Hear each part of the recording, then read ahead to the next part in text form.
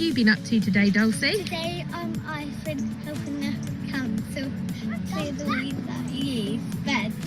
Ah, and have you enjoyed it? Yes. Brilliant. And what else have you done? We made bird feeders, and here they are. Okay, you going to show us the bird feeders?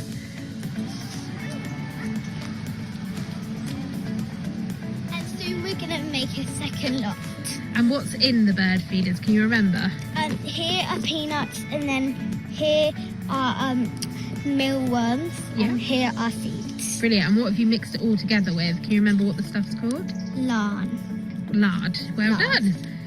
Brilliant. And so if you hadn't have come today, what would you have been doing? I would have been probably sat in my bedroom playing games. Okay, so what's better, being indoors or outdoors? I like being outdoors because it's better to be with nature than be stuck inside.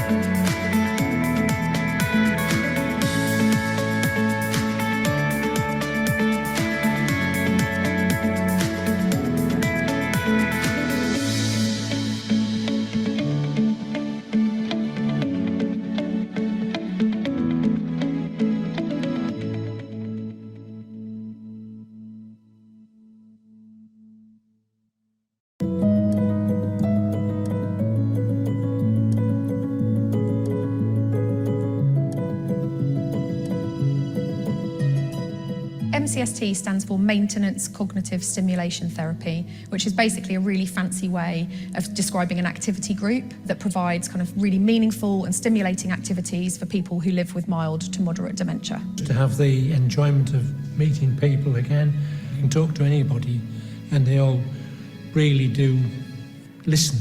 It's amazing. Well, it's taken us back years from when we were children, some of it, reminiscing. Everybody is friendly. Yeah, very valuable. I found it very valuable. The risk is with having dementia is that you can become insular. And that would be a bad thing in my mind, to become insular, because things just keep whirring round in your mind and you just feel down and down and down. I mean, out here with all the smiley faces and the fun things we do with the balloons and what have you, it's just great.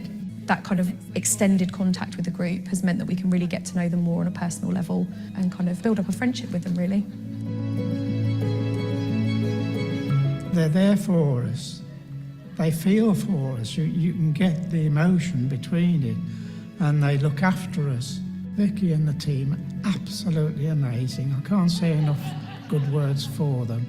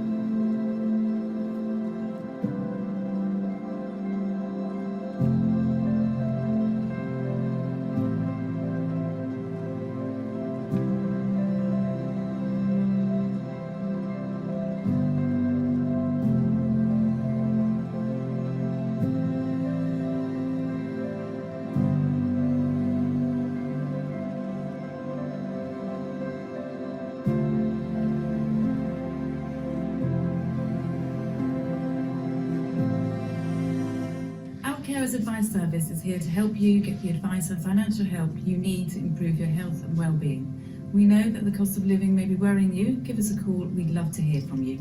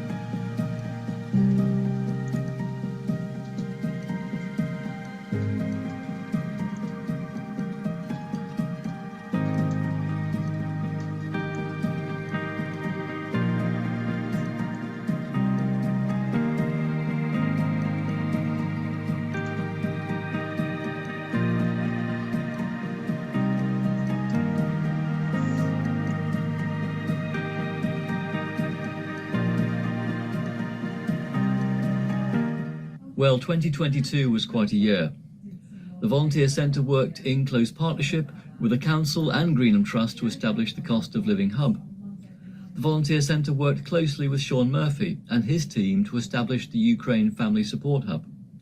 We continue to work hard with our Suicide Prevention Action Group in partnership with the Health and Wellbeing Board. We have rebranded our weekly Voluntary Sector Bulletin, which is now the West Berkshire Voluntary Sector Voice. We've also established a brand new Voluntary Sector Forum for West Berkshire, which is also branded the Voluntary Sector Voice. On the 14th of January, it was great to be back with our V365 event, which is our major volunteer recruitment event for the year. That took place at the Corn Exchange, and 55 organisations took part.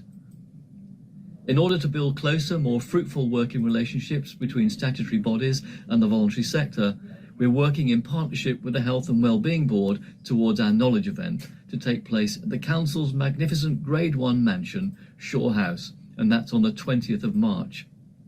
We very much hope to see you there to meet 100 hard-working charitable groups.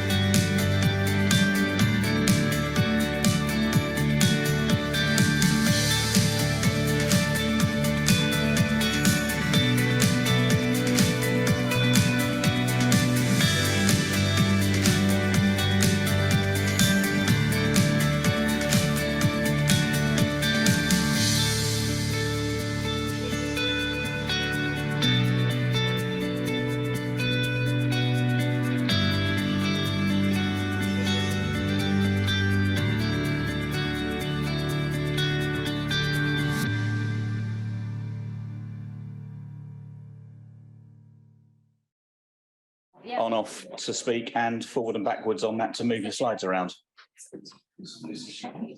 Hey, Chris. And then there's this, like there's a slight break.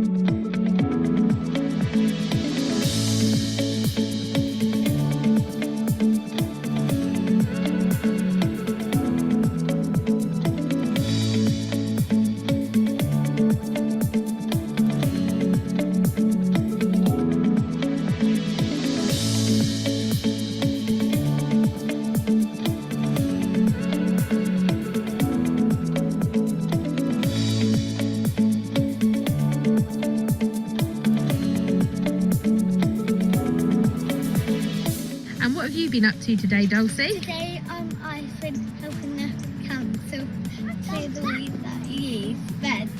Ah, and have you enjoyed it? Yes.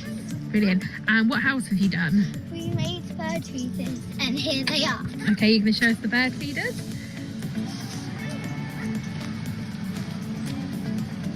And soon we're going to make a second lot.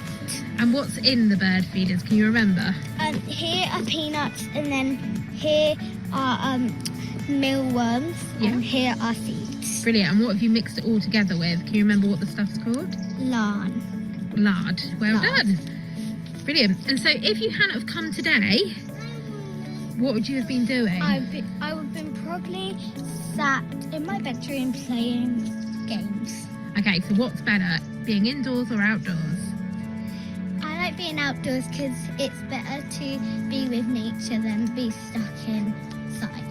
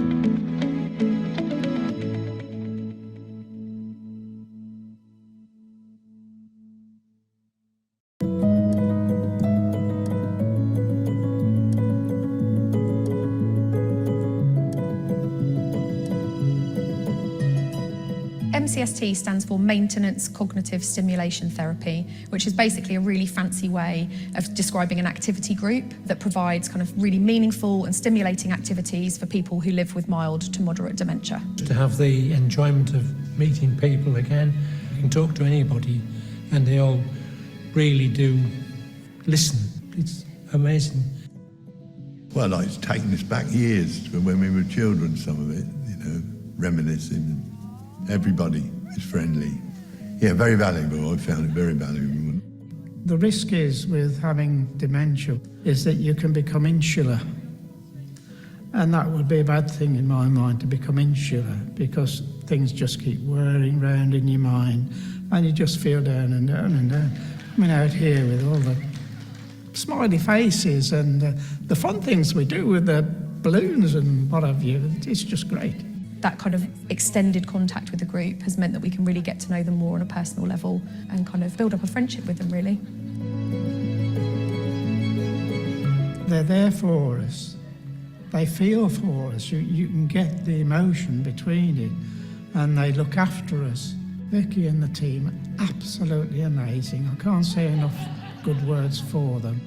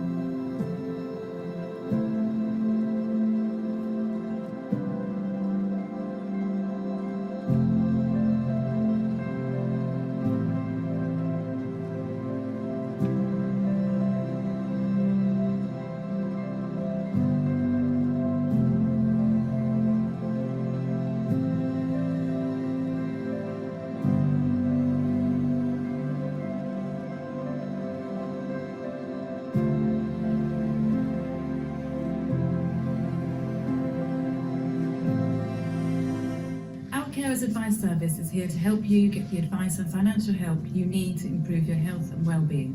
We know that the cost of living may be worrying you. Give us a call. We'd love to hear from you.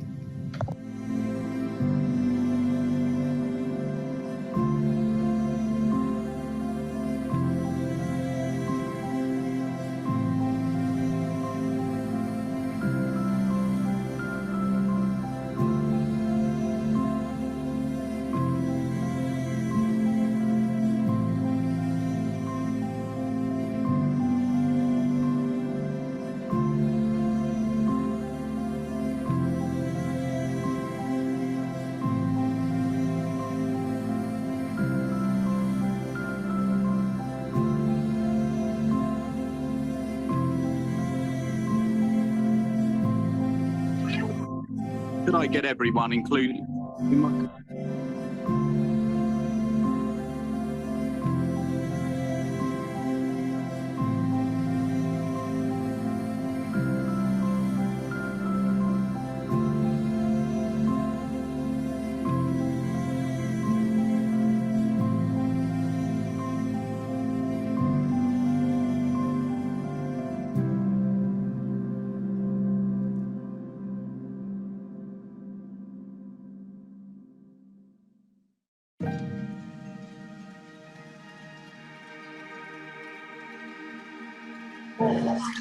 One, two, three. Yes, I am there.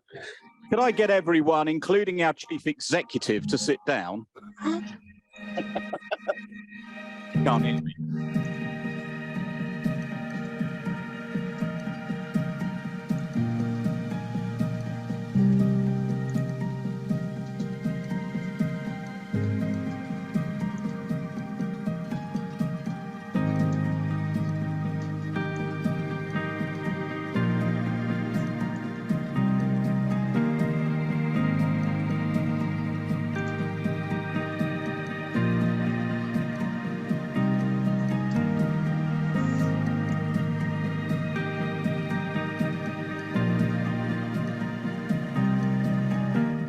Well, 2022 was quite a year.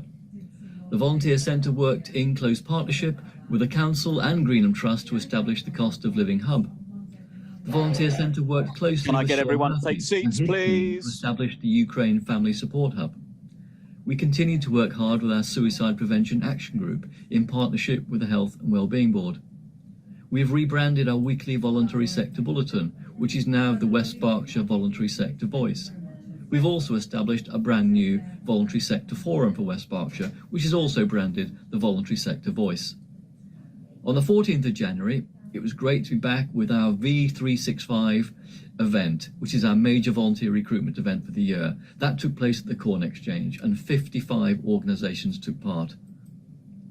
In order to build closer, more fruitful working relationships between statutory bodies and the voluntary sector, we're working in partnership with the Health and Wellbeing Board towards our Knowledge event to take place at the Council's magnificent Grade 1 mansion, Shaw House, and that's on the 20th of March. We very much hope to see you there to meet 100 hard-working charitable groups.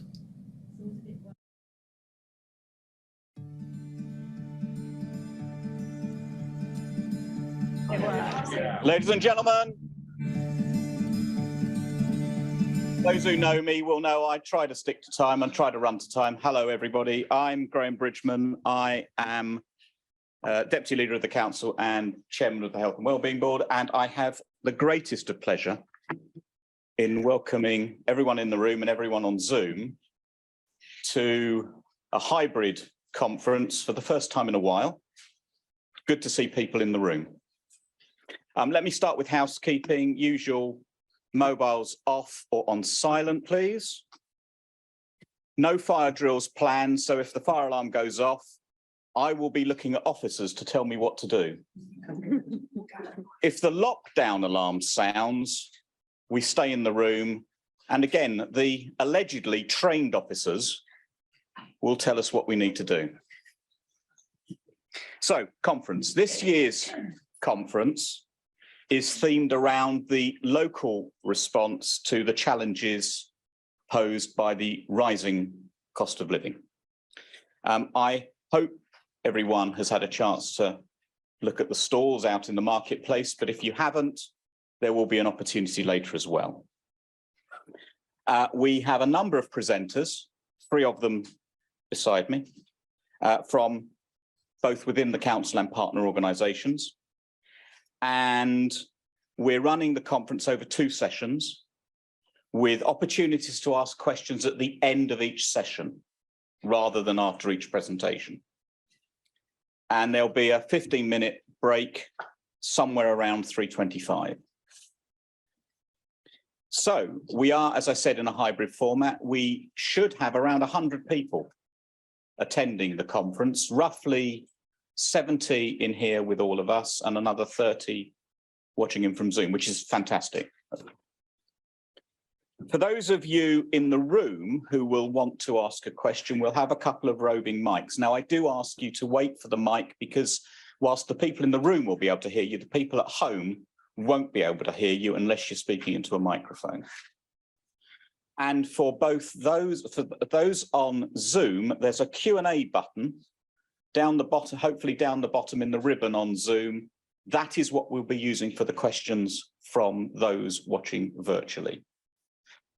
For both sets, when you ask a question, we'd like to know who you are and where you're from if you're representing an organisation or if you're from an organisation. So if you're zooming in, please can you make sure, if it's not already there as part of your name, that you make sure your question contains your name and the organisation so we know. And if on Zoom someone's already asked the same question that you were going to ask, there's an opportunity to stick a thumbs up against it so we can gauge how many people like that particular question. I'll be trying to even out the questions between the room and Zoom as we get to it. So, conference is being recorded and we will be making the recording available through our usual YouTube facility later on. I'm going to introduce the speakers as they come to speak. I'm not asking them to stand for 2 reasons. Number 1, it's more comfortable for them if they present seated. And number 2, no one's getting in the way of you looking at the presentations up on the screen. We've got a laptop so we can see the presentation, so we're not always looking behind us. So first up, talking about the integrated care system is Sarah Webster, who is the fairly recent Executive Director for the Berkshire West Place-Based Partnership. And those of you who aren't in the health service will realise that I have asked in a number of documents that we need a glossary. Because honestly, with the ICB, the ICS, the ICP, the PBP, and everything else, it's becoming a nightmare of acronyms. Sarah. Thank you very much, Graham, and hello, everybody. I'm just going to check that the technology is working. Gordon, do I need to do... Okay, share the screen.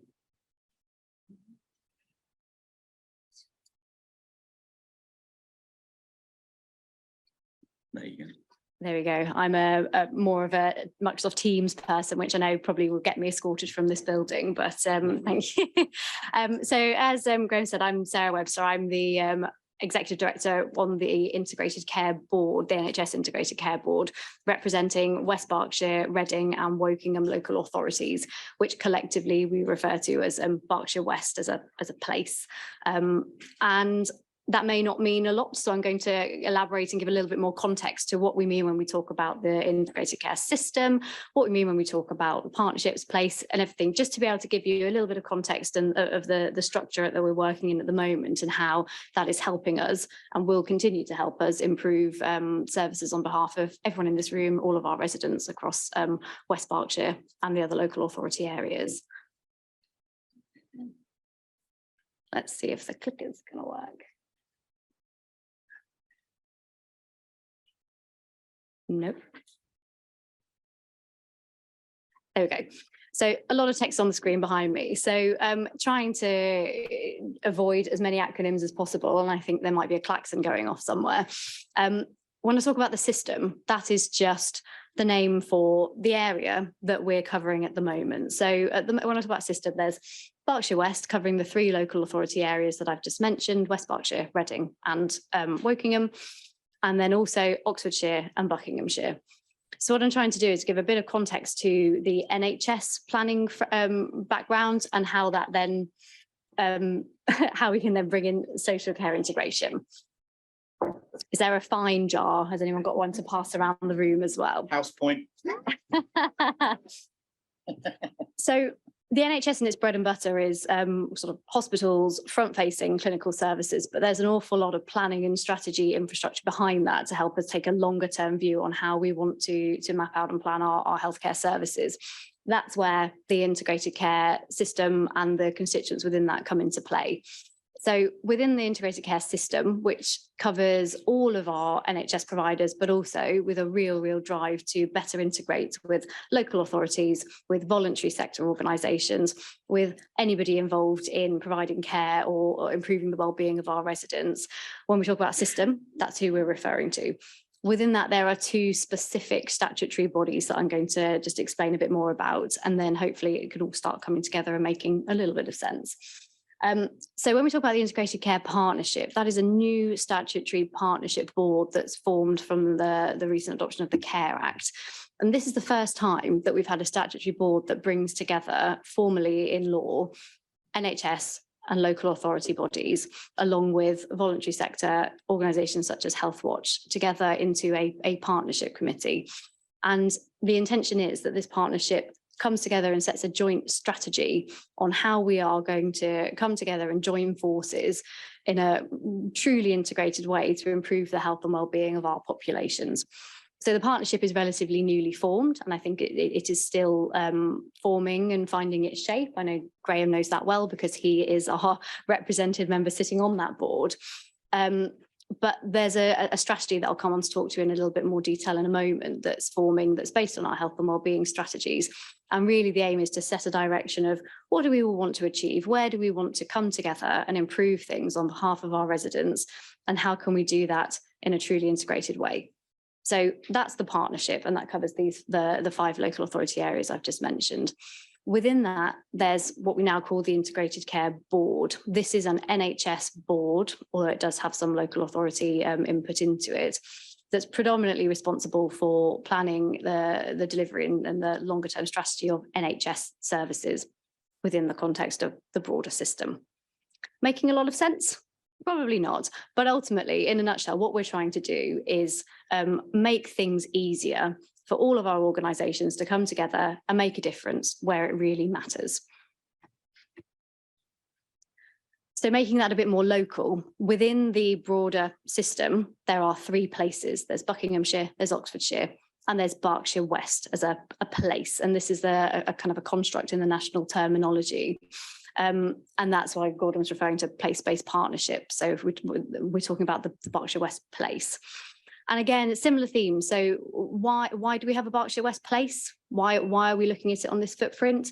It's to try and find ways that by coming together across the 3 local authority footprints, we can do things at scale that make a difference and that can only be tackled if we all come together working consistently.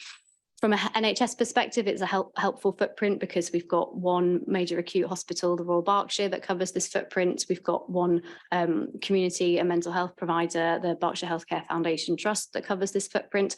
So there are lots of natural reasons why we'd want to be looking at things at this level. And we've got a history of really strong working collectively across this geography. We have our joint health and wellbeing strategy that many people in this room will be very familiar with. We've had a partnership committee that Nigel and colleagues have been part of, and sort of an officer committee for a number of years now. So for us in Berkshire West, coming together as health and social care isn't really something that's new to us. The question is, how are we going to build on this and do more going forwards to really kind of gain even more benefits at scale of coming together. So really the important thing, why are we doing all of this? Because we think by working together, we can better support everybody in this room, all of our residents, all our friends and family, to improve our health and well-being. We can help to reduce health inequalities in access, experience and outcome across our system. We know that sometimes, depending on where you live, it affects your life expectancy. We know sometimes, depending on where you live at the moment, it can have an impact on our children's access to mental health services and support. And that's not just necessarily within the Berkshire West place, this is broader across the system. So what can we do differently to address those inequalities and make sure everyone has the right and a consistent level of access to excellent services? We can better share learning across our places by having a more systematic approach to this. And crucially, we can address the problems that can only be fixed by working together as united public services.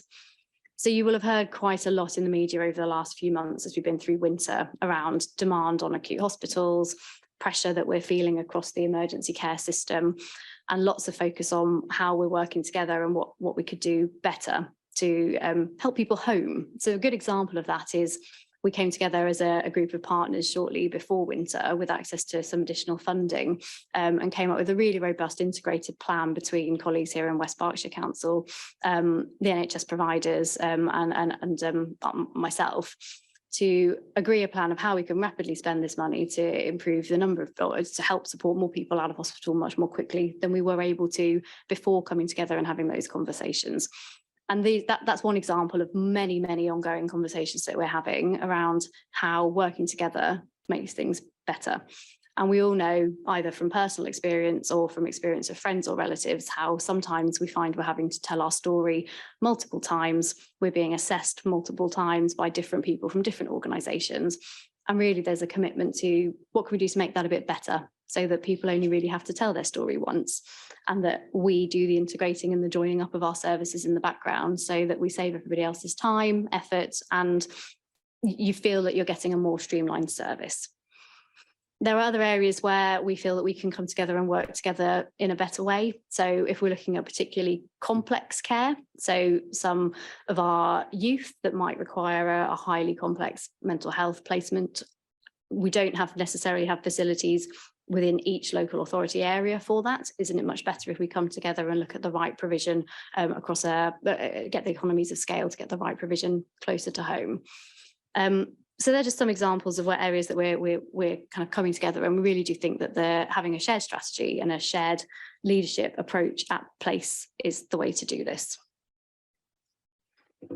So I mentioned our strategy, the draft integrated care strategy. We've just closed the consultation on this. So this was a strategy that was developed absolutely in partnership between all of our organisations, and we've had a big public consultation on that at the moment. So I do hope that's familiar to some of you in the room. Again, it's built on our health and wellbeing strategy that you will be familiar with, and looking at areas where, again, we want to pick out the priorities, the things that really matter to us, that we say together we're going to come together and make a difference on.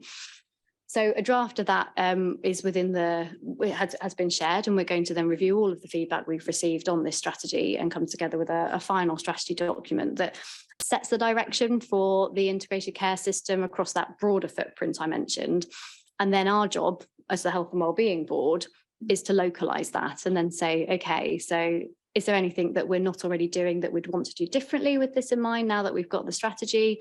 How can we pull down on benefits from other areas in the system? How can we get the best learning in place so that we can continue to do the work and accelerate the work we're doing here in West Berkshire to improve the health and wellbeing of everybody here? So the final version of the strategy is due for publication in February.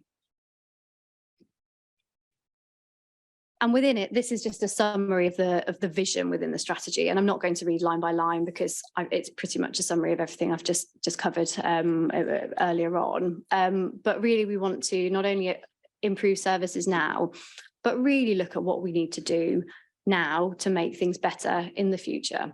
So historically, and due to, where's the jar?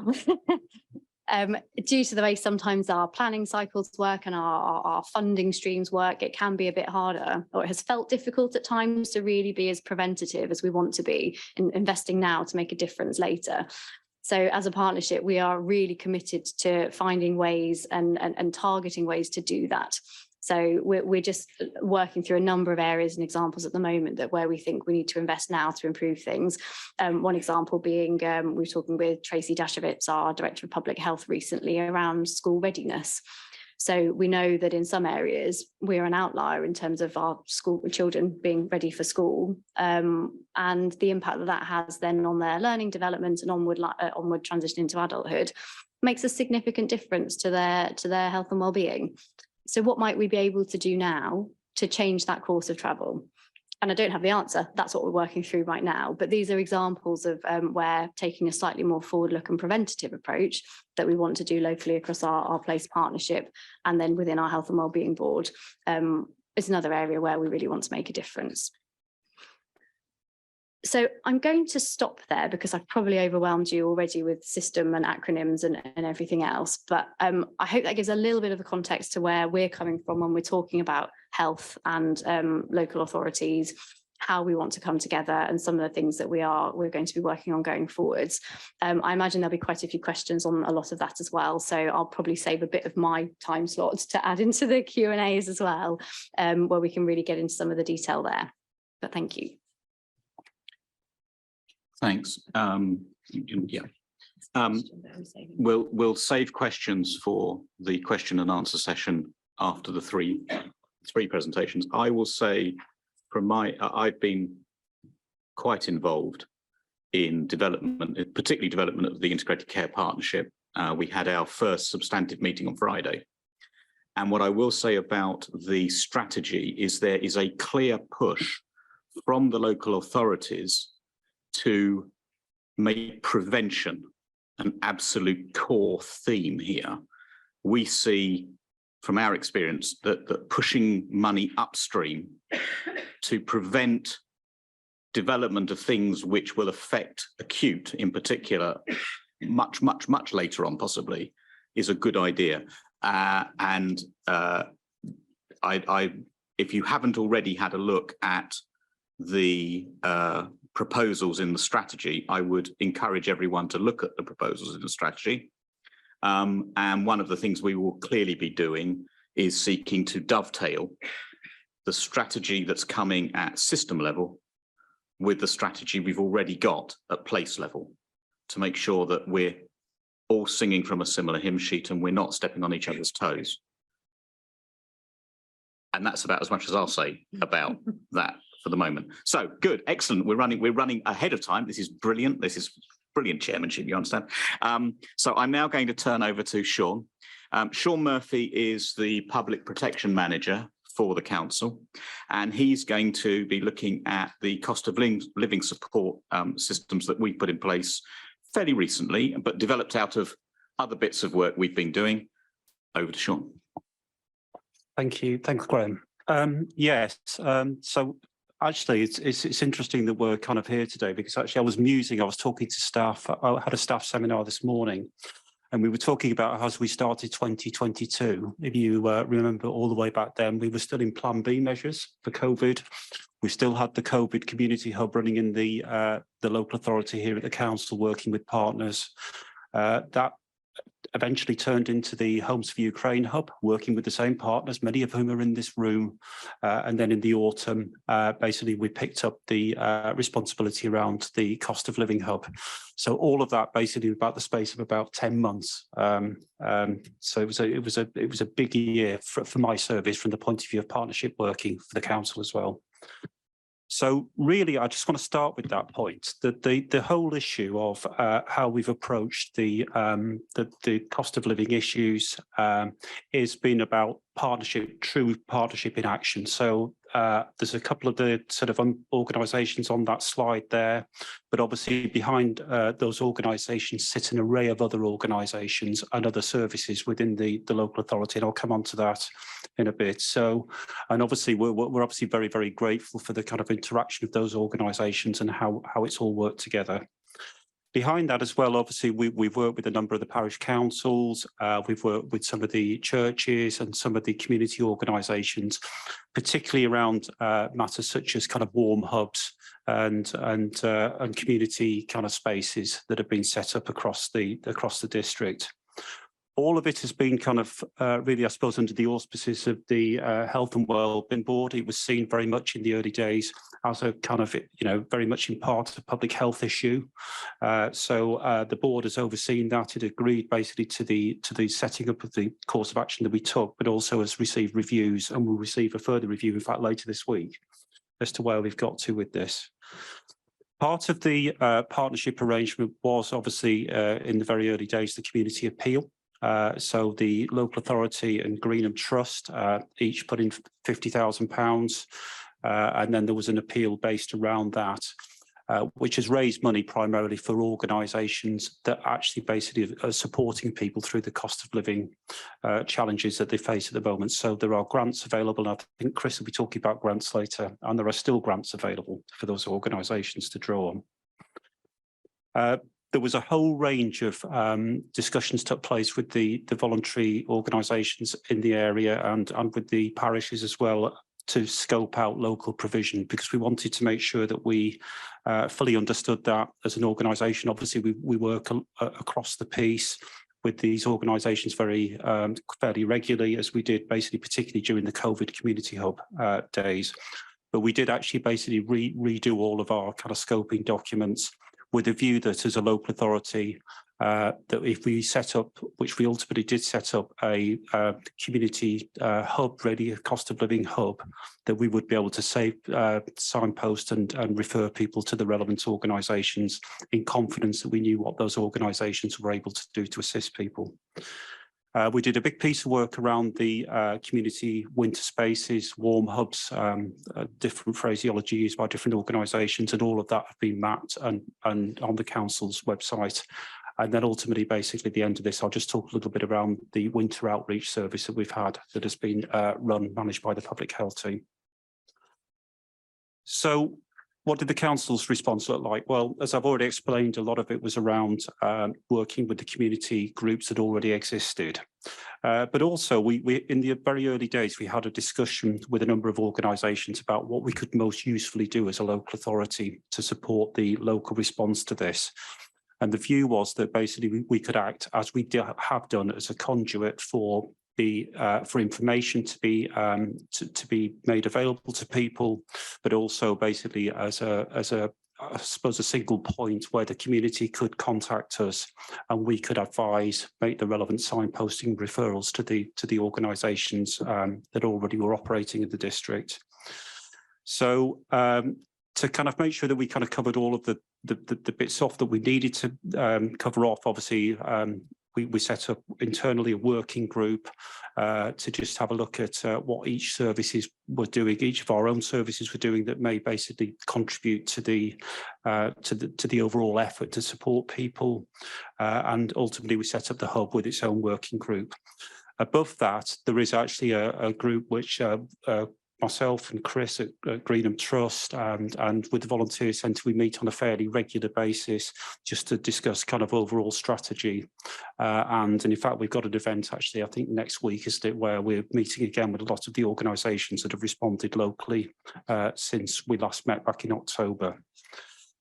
We also had a look at basically our own service priorities. So that brought in a whole range of services within the council. So the communities team, clearly public health have been involved with this and a lot of useful advice, but of course running the outreach service that I will talk about shortly. Huge amount of work around community engagement. So obviously what we were trying to do was to get as much information out there as possible, and I'll come on to some of the mechanisms that we did use, which included writing to every single or dropping a leaflet in every single property in the district with information about where information could be obtained through the council's website and other sources. Areas like my own, so public protection as a service, just one contributor, but as you can see, one example there basically is the issues around damp and mould that we've been dealing with over the last few months, where we've seen a significant increase in the number of referrals around damp and mould because of the heightened awareness, in part because of the tragic death of the 2-year-old from exposure to mould. But also, obviously, that we will never quite unknow this, but basically what the impact has been with colder homes potentially, and the impact there arising from that. Other areas, and one of the kind of themes that we've run on is around scams as well. And, you know, almost every single time there is a need for a national or a local response, there is a scam that goes with it. There was plenty of them during COVID. And there are plenty of them now that are out there because of the various grants that are available. Lots and lots of people trying to obtain people's bank account details. The housing service have played a critical part, clearly through the provision and distribution of the household support fund. And I think the fund now is basically, I think we're down to under £100,000, but effectively since October, we've distributed more than £500,000 to support individual families. We've worked with children's services and CAS, and then obviously colleagues and revenue benefits where people have perhaps struggled with payments. So as I say, there's been a whole range of community engagement that we've community engagement strategies. One of the biggest pieces of that is the website, and I don't know whether anybody's actually looked at the cost of living pages on our website, but they're kind of very interactive. They take you to a range of both local and national support mechanisms, and we've been updating those as and when more information has become available to us. But beyond that, we were aware that not everybody wants information or can access information in that format. So there has been, again, a big drive to get information out in written format that can be distributed through various kind of outlets, and to make available details of the telephone number that people can contact to provide further advice and information. So there's a whole range of these, and some of these actually are outside on the cost of living stall, and some of them have also been produced in other languages as well. So there's just a few examples on there. The leaflets, as I say, went to every house, but actually there have been a variety of themed pieces of information put out there. So we also produced alongside that a cost of living communications toolkit, and this was designed for partners to use. And contained all of the graphics, again, details of the information that was available through our own website, but available also from partner organisations. And this was also used, I think, as part of the outreach process that I'll come on to later on. The website, as I say, has grown and grown and grown, and obviously we'll continue to keep that updated as we move towards a more kind of business as usual delivery of the work of the hub. But we will continue to update the information that's available there for people. And alongside that, we've had regular posts on social media. We've had we had a live event as well in December to talk about our strategy, as well as briefings for our own staff and briefings for members actually within the organisation. So in terms of basically, we want to keep that engagement up with the community, and there are a few things that perhaps you could do as organisations. And as I say, that a lot of this information is out available today, basically to take away, but sharing the kind of leaflets, posters, anything around social media to talk about where people can access the information on our website and in other formats. And actually, we're still looking basically to get information out there. So if you suggest locations that perhaps we could get the information to or to drop in. So can I just, if I could just talk now, just move briefly on to the cost of living hub itself. So this was very much modelled on the COVID community hub, which we had in place for the best part of 2 years, I think, basically, and it was due to close at towards the end of March, I think, this year, when it suddenly overnight became the Homes for Ukraine hub, which suddenly overnight became the cost of living hub. So it launched on the 24th of October of last year. It was launched at short notice, but it was very much built around the discussions that we'd already held with the voluntary sector, the volunteer centre, and Chris and others basically at Greenham Trust. So it's merged currently now with the Homes for Ukraine Hub. Obviously, that area of work obviously hasn't gone away, and it is staffed by secondees, some from my own one from my own service, and one from elsewhere in the organisation who actually had a housing background, which was very, very helpful. The basis of it is advice, support, signposting, referrals. And that's both signposting and referrals to both local and national support. So there is a lot of work that has gone on to really just keep an eye on what's happening in the kind of general landscape, what is available for people. And it may not even be just national government support. It could actually be information that become available from the way that schemes, perhaps that energy providers have set up. So one of the questions, if we become aware who is the energy provider, and we know, for example, that they have introduced a new scheme, we would point people in that direction. But at the heart of it all, it really was that safeguarding and well-being was really at the heart of every kind of conversation that we had with people. So just a little bit about the figures. These are a bit out of date now, but actually what's interesting, well, it's interesting but not surprising. The vast majority of contacts with the hub have been telephone calls. So people wanted to talk to us, and where they did come in using things like the online form from the website, email, we quite often ended up with telephone calls that basically sat behind that whilst we got more information from people.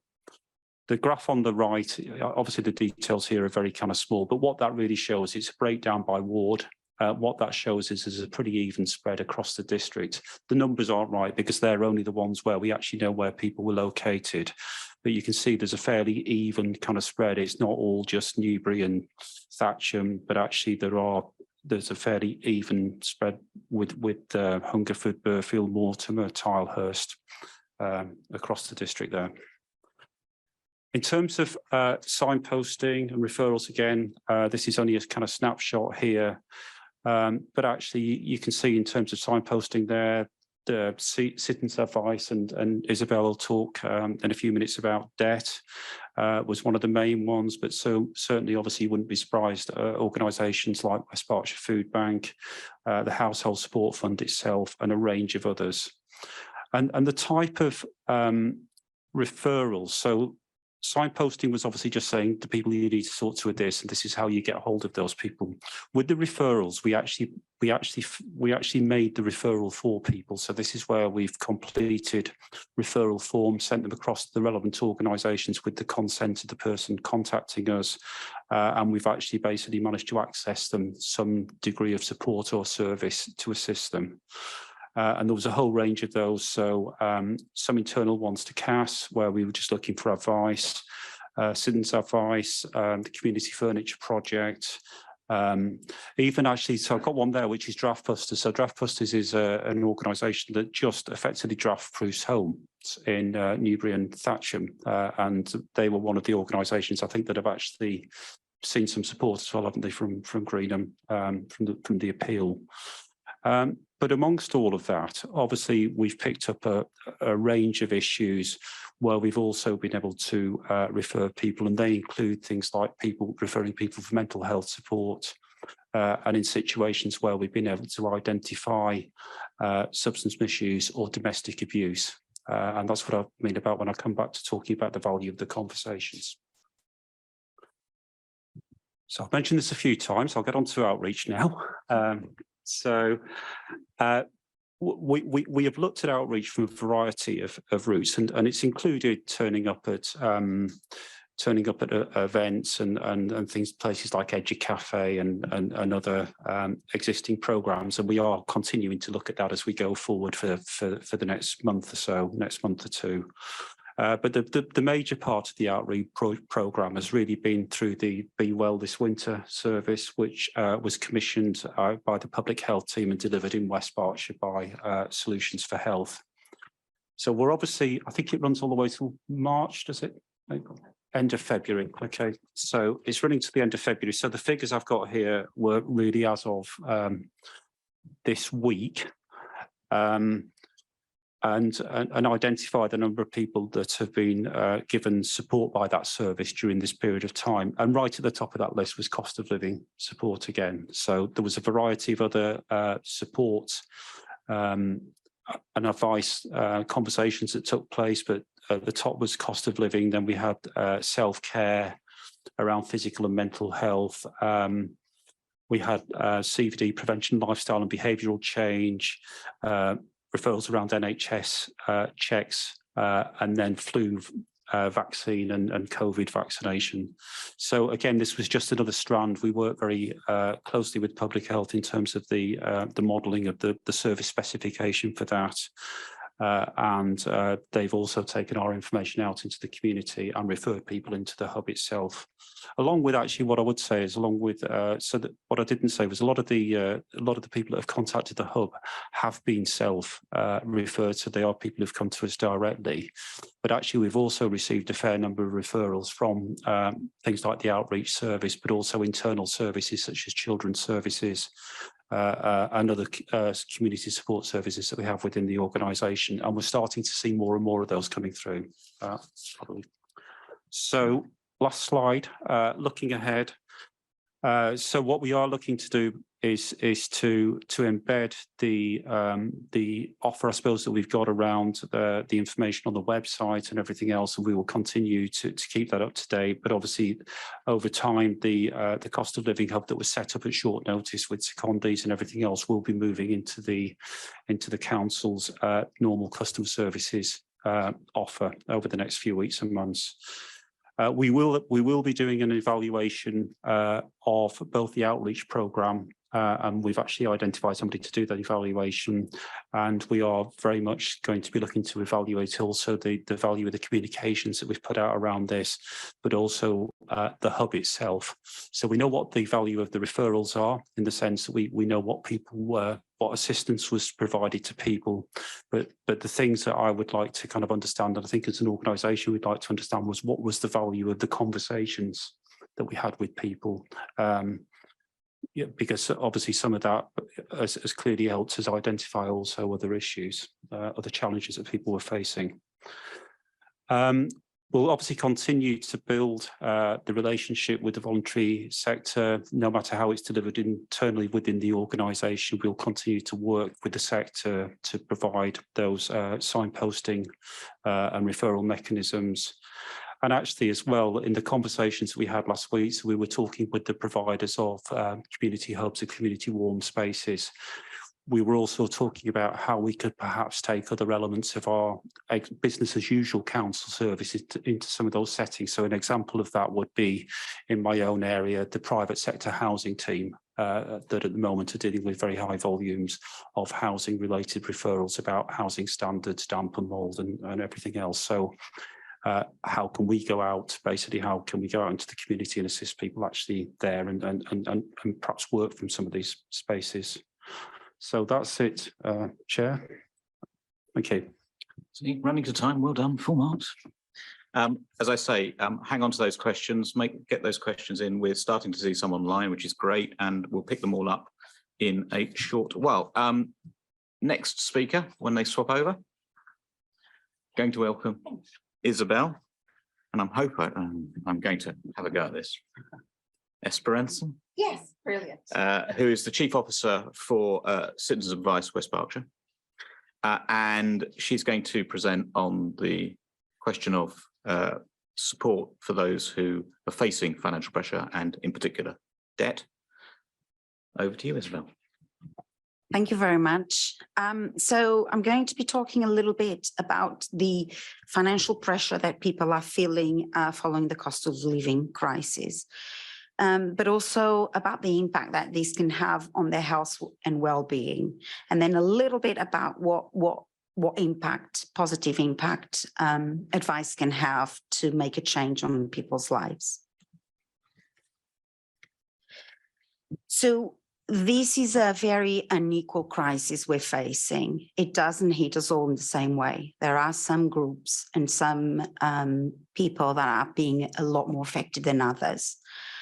And it might not come to you as a surprise that lower income families are one of the groups that are being more affected. In truthful, they were probably already struggling before the cost of living crisis. They were already having to budget really well to be able to afford what a lot of us take for granted. With the inflation hitting the levels that it as hit, they are struggling. They are in negative budget, which means that their expenditure is a lot higher than their income.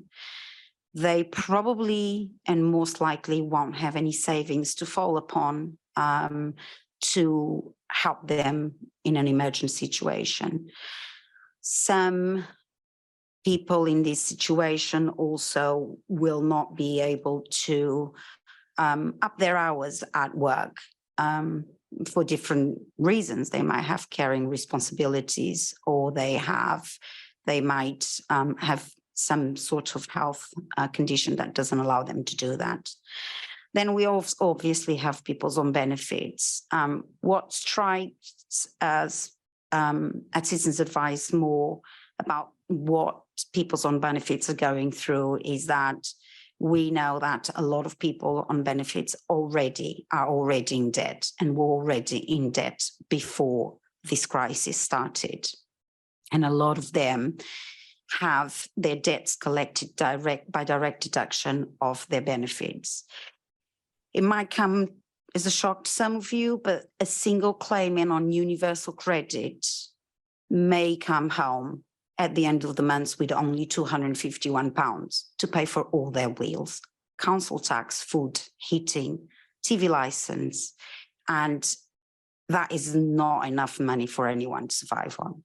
So they fall further into debt because it's the only way they can, or they're cold because they can't heat their homes, or they're hungry because they can't eat and they have to rely on food banks and other organizations that help with that. People on benefits are also probably the people that are being most hit by what we call self-disconnection. They are most likely to be on key meters, and that basically means that they can't top up their key meter, so they don't have any heating at home. They don't have how to cook their food. Then obviously people with disabilities, they are likely to have higher costs already. They might need more costs in transport, or they might need to heat their house. They have higher costs in heating or in food due to their disabilities. And it's very hard for them to absorb the impact on this high inflation. At Citizens Advice, we see about over 40% of our clients have either a disability or a long-term condition. So they are also being highly impacted by this. And then we have the rural communities. People on rural communities are most likely very, very isolated. Transports are scarce, which doesn't allow them to actually reach for the service that they need to reach to be helped. And a lot of the times the broadband and telephone connection is not very good either. And a lot of people that are in rural communities, they rely on their smartphone to be connected to their community, to be connected to their GPs, to be connected to their council or the food bank or Citizens Advice. And with the increase in the costs of their food and their energy, sometimes they might not be able to pay for their phone bill anymore. And that makes their isolation even bigger and more worrying. The other added pressure on them is that a lot of people are on rural communities are on alternative fuel. And then again, the government has not yet found a way to give as much support to them as we're all getting. And that again is something that puts more pressure on them. And then we have the middle income bracket families, the people that never struggled before, that never had a worry in their life, that could budget, and they're not being able to absorb the highs of cost of living. They might not be able to work extra hours. They are probably already in full-time work. So they have no way of stretching their income as much as their expenditure is being stretched. We are seeing a lot more cases of mortgage arrears, which we hadn't seen barely none in the last decade. So not surprisingly, but it does show that people that usually would be able to live a comfortable life are not allowed to anymore. Now, it's not surprising that all of these groups of people, more than others, are now feeling terribly anxious, terribly stressed. Their mental health conditions are being aggravated and exacerbated, and with that, so are their physical health conditions. Now, we all expect to see people facing debt. We might all expect that a consequence of the cost of living crisis is poor health and poor physical health. What I don't think that a lot of us think about is that actually this is having a huge impact on people's jobs and employment as well, because anyone that has depression or aggravated depression or anxiety or stress, or that all of a sudden can hit their house and has pain in their bones and in their muscles, is not going to be able to go to work. They might have to take time off work. And some people, if they don't work, they don't earn. So the fact that people are under debt brings stress and anxiety. The fact that people are preoccupied and have stress and anxiety can have an impact on their physical health. But all of this together or in isolation can bring people to not be able to work, which again increases their level of worry. So I guess what I'm trying to say is that financial pressure does not just have one impact on people's lives. It affects so many of our lives and so many ways of it has so many ways of affecting our lives. We can see how financial pressure can impact our mental health.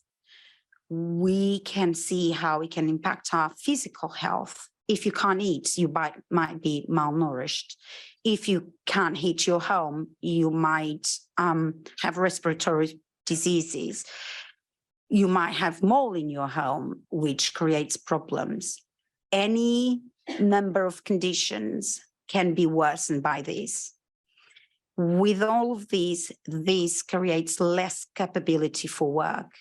People are losing their jobs. People are having reduced income by not being able to work. If we think that people like self-employed people, if they don't work, they don't earn, and the benefits that they can go for will probably not cover the loss of income. People on 0 hours contracts, if they don't work, they don't earn. And again, the benefits won't cover their loss of income. This brings us back to the other side of the circle. With all of these, the financial pressure is again going to be worse. And then we have a, sorry, Portuguese brain now for a second, snowball falling down a mountain and getting bigger and bigger and bigger each time. So this is a case of one of our clients, and I think it really shows you on the ground how all these issues can affect a person and how financial pressure can have such a huge impact in more than one area of our lives. Manuela is a single mother. She has mental health problems. She's self-employed and she is also on benefits. When she came to see us first, she was really struggling to deal with her mental health and her debt. She couldn't cope to pick up the phone and do what she knew she had to do. But this was also affecting her ability to run her business. And that, in turn, again, made her lose income and not be able to cope. She told us that she was really struggling with her mental health, and this was having a horrendous impact on her mental health. We started working with Manuela. We helped her get charitable support to tie her over for the period that she was having a loss of income. And while she was going through the money advice process with our advisor, she was being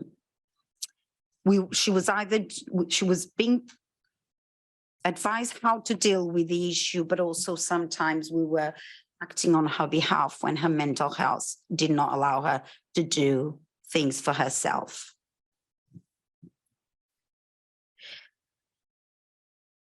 The advice that we gave Manuela helped her find where to start the process. She started feeling better. She started being able to deal with her problems, and that made her feel better. She started being able to work more hours because she had more energy, because her mental health was getting better. And she then tells us how she appreciates it and how this tremendously helped with her mental health and how she was feeling better each day. This is some examples of what our clients say that the impact of advice has on their lives. As you can see, they all mention the stress of financial pressures and how that impacted them. And I particularly like the last quote, because it really shows that with the help of advice, dealing with particularly debts, but also other problems, this client was able to go back to the community, buy something from Tesco and give it back to the food bank to try and be part of society again and help. So, but Citizens Advice does more than help the individual client. We gather information, we make a difference, we try and change the minds of decision makers. We have the evidence, we're on the ground. We can see exactly how legislation is impacting on people. And because we have the evidence, we can say, look, this is not working. This is how you should be trying to change things. This is how you could help people, residents and population. We have been very involved in the uplift of universal credit when was the COVID pandemic. We were very involved with the uplift of benefits in line with inflation. That is going to start in April.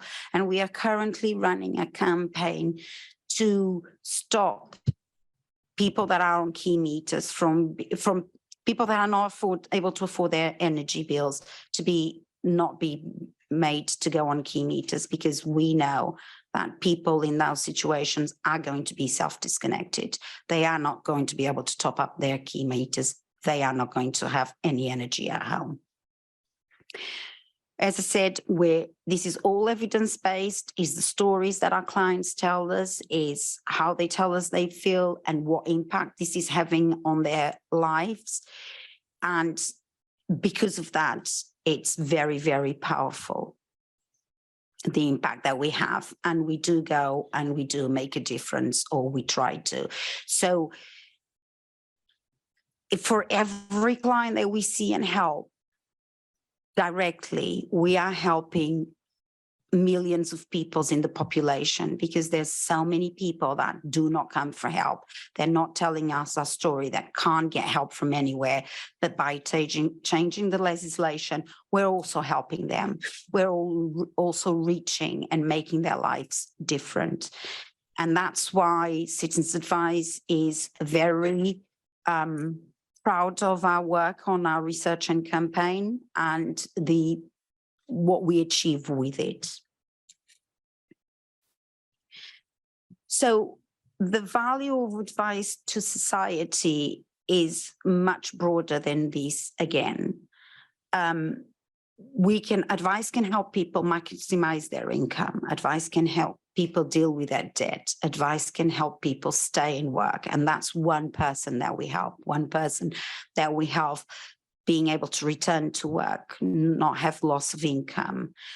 But also it helps people improve their health and well-being, because feeling under financial pressure creates enormous stress, anxiety, deteriorates mental health, deteriorates physical health. But also it helps people be more engaged with society. It helps people go out there, spend their money in the local businesses. That helps the economy. It helps people not have to look for the help from their health services. That helps the NHS. It helps people stay at their home, not be evicted, be able to pay their rent or their mortgage. That helps the council, helps people not have to put their children in care or have their children taken away in care. It helps people feel strong enough to give back to the community, whether it's a packet of rice or volunteer for another charity organization.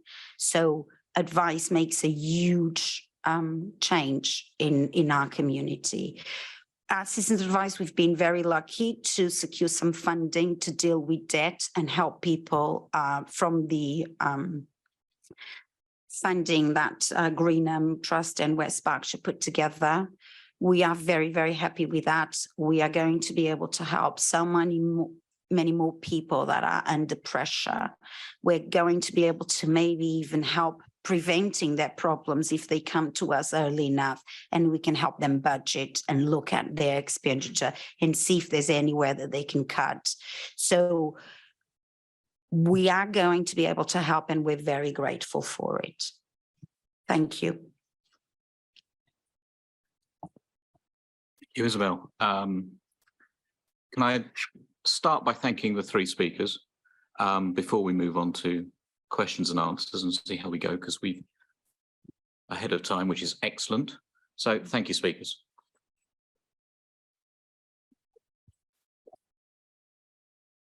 Right, so questions. What I'm going to do is we've got a couple of mics. One over there. Where's the other one? Just the one. Okay, so what I'll do is I'll take a question from online, and we'll start with Steve, then we'll go to Tony, then we'll come to Martha, then gentleman here. So start with Steve, but I'll take the question online first while you're getting the mic, Steve. So question from Bridget Jones, who is a member of Lambourne Parish Council. Mental health, mental health access to services is an issue. Many families need to travel to get to services, which is not always easy and has an impact on engagement and continuity of care. So a statement rather than question, but I think we'll turn it into a question and let you. Yes, thank you. And I acknowledge that is the case. Where possible, we want to bring as much care as close to home as possible. That's the NHS ethos. We want care to be in our neighbourhoods, as close to where we work, where we live, and where our support structures are. In some cases, care is so specialised that we aren't able to provide such specialised care in such local arrangements. And so we have to provide that specialist care in areas that may not be within our neighbourhoods and are sometimes within a travelling distance, depending on quite how super specialist or how complex some of that care is. It's something we're looking at. As I mentioned, one of the examples of how can we bring something within the kind of Berkshire West patch covering the 3 local authority areas. If we're not already able to provide that care within our current geography, why not? What might we be able to do differently by working together to be able to create the sort of capacity within our area that is appropriate? And I'd also might look, so Lila Johansson's in the room, sitting there in the middle, and she leads on an awful lot of this work for us as well. So Lila, I didn't know if you wanted to add anything specific to that, if the roving mic could rove to you.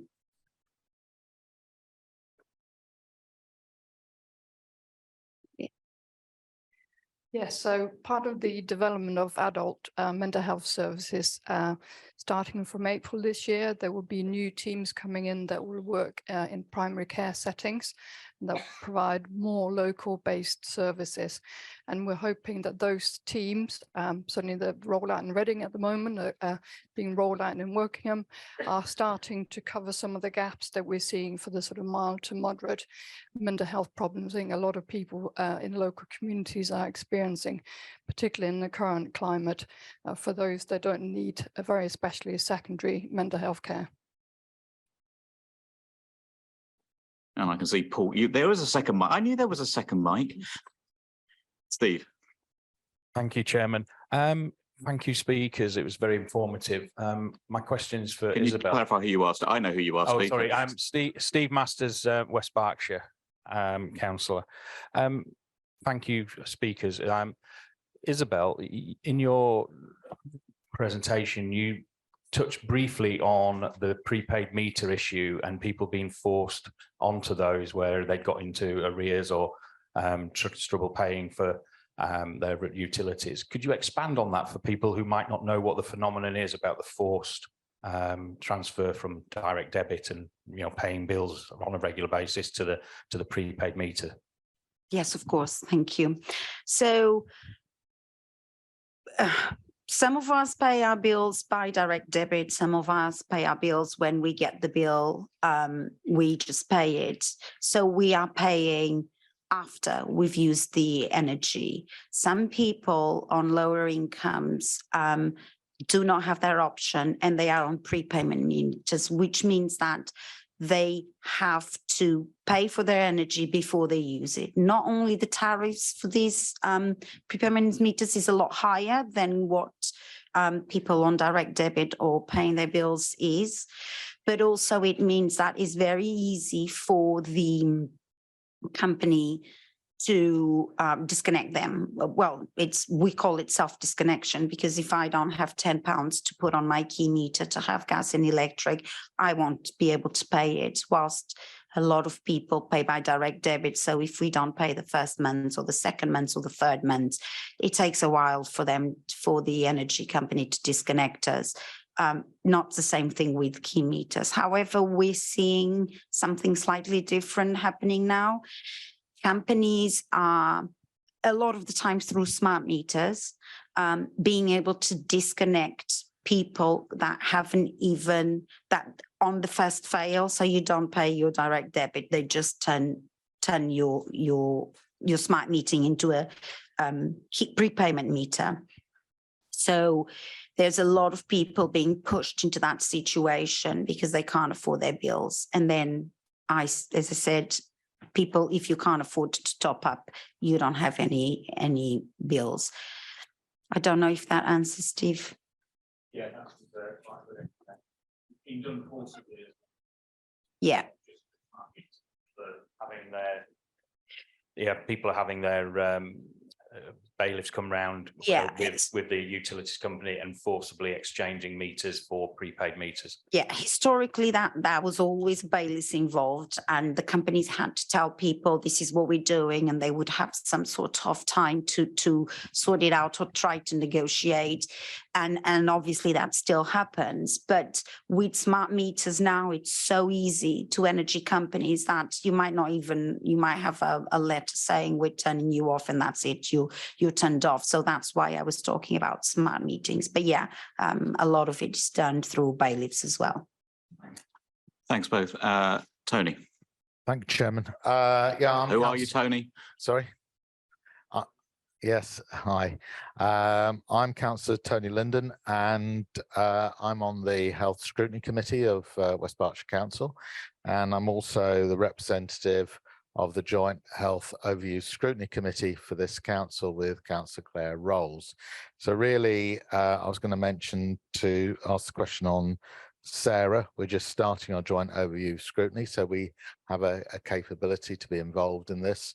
We had on Wednesday, we had a very useful meeting in Buckinghamshire, Unitary, and we also had Jason Brock and the Directors of Public Health, and Tracy was there as well online. So that was great. and Jay McBean is now the chairman from Buckinghamshire. So really, my question, Sarah, is that we've looked at the strategy. Obviously, we can't put our responses until after the deadline because we didn't have much time. We only had our second meeting. But we also have current problems. And this is really what I want to ask you, really. You know, there are problems with the South Central ambulance services, the problems obviously with access in the hospitals and strikes and the rest of it, some of which we can deal with, some of which we can't. There's things like dentistry. We had mental health for children in CAMS.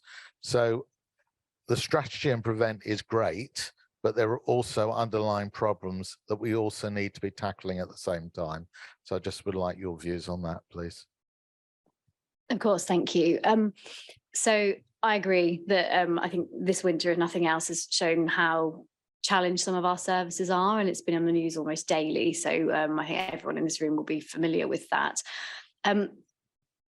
There's a number of these things are included in kind of urgent and emergency care strategy. So the integrated care partnership strategy is sort of the umbrella, the top level. This is where we want to go longer term. And within that, there are going to be some more specific strategies. So the Lila, for example, referring to the mental health strategy and an urgent emergency care strategy. So there's a lot of people working really hard on how we can address those individual areas. For example, some of the pressure on the hospitals. We've been discussing our intermediate care arrangements. So what do we have in place in the community that can better support people to remain at home and remain well and not need to necessarily go into hospital in the first place? How can we bring prevention into it, but in that immediacy of kind of on-the-day prevention? Working with our primary care providers who've set up additional respiratory hubs this winter to try and alleviate some of that pressure on services where we're seeing an increase in respiratory viruses that are causing pressure on our emergency services. How can we avoid that then transpiring into demand on those services as well? So these are some things that, just a couple of examples of a number of areas that we are working on.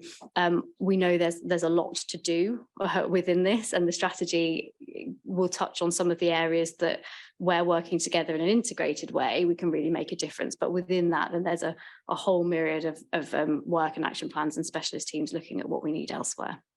Thank you very much. And I'd like to thank the previous speakers as well. Thanks both. Martha next, but while we get the microphone there, I'll read out one online, which is from Dominic. Dominic Bowick, who's a fellow executive member. His portfolio is children and young people and education.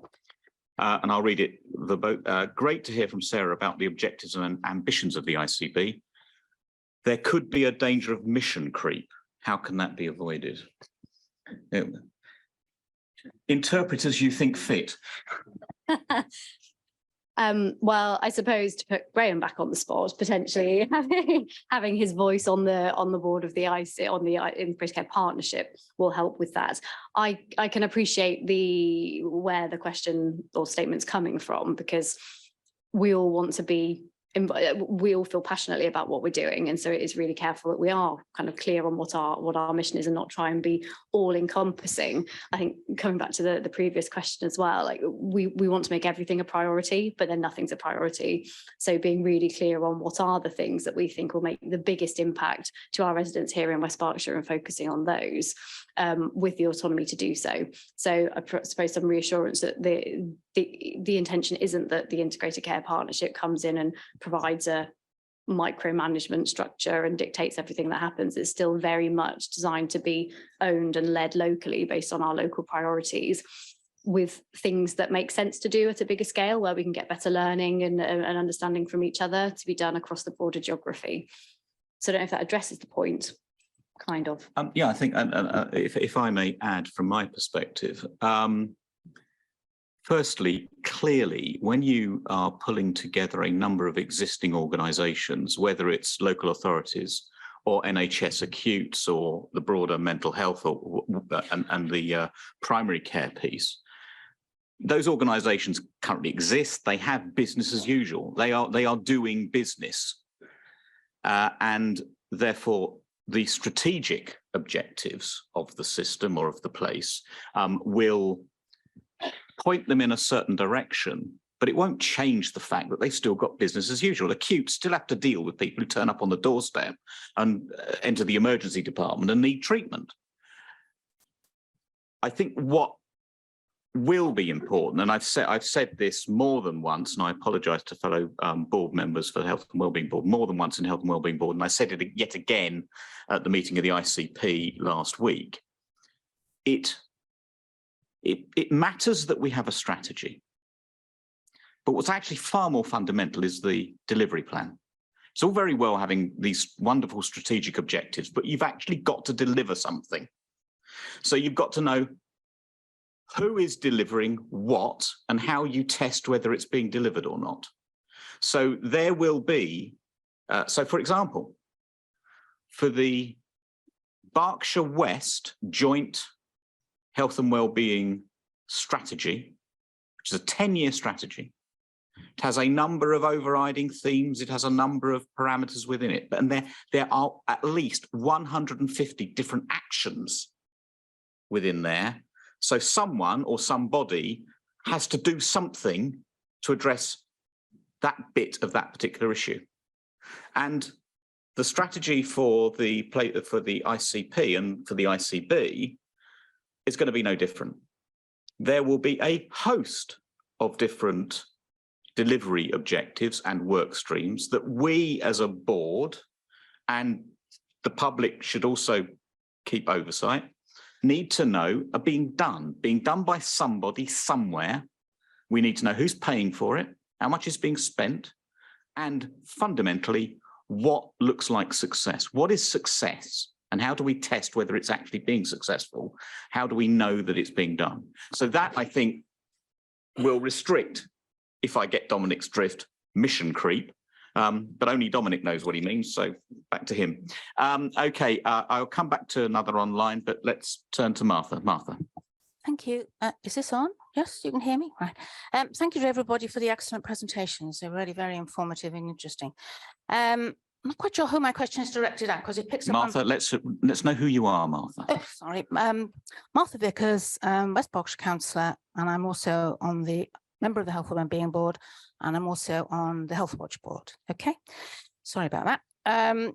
Yeah, Graham said early on about the importance of prevention, and it's really good to hear that. But I've got a little bit of anxiety about whether, because prevention often gets pushed down to the bottom of the agenda when money is scarce, everything else. So I really hope we can stick to that. With prevention in mind, I'm picking up on other things that we heard about. We heard from Isabel about the stress of financial pressures on families and how can it lead to children ending up in care. And we've heard from Sean about, I think, most of the referrals that you referred to on your table were for children and adolescent services, child and adolescent services.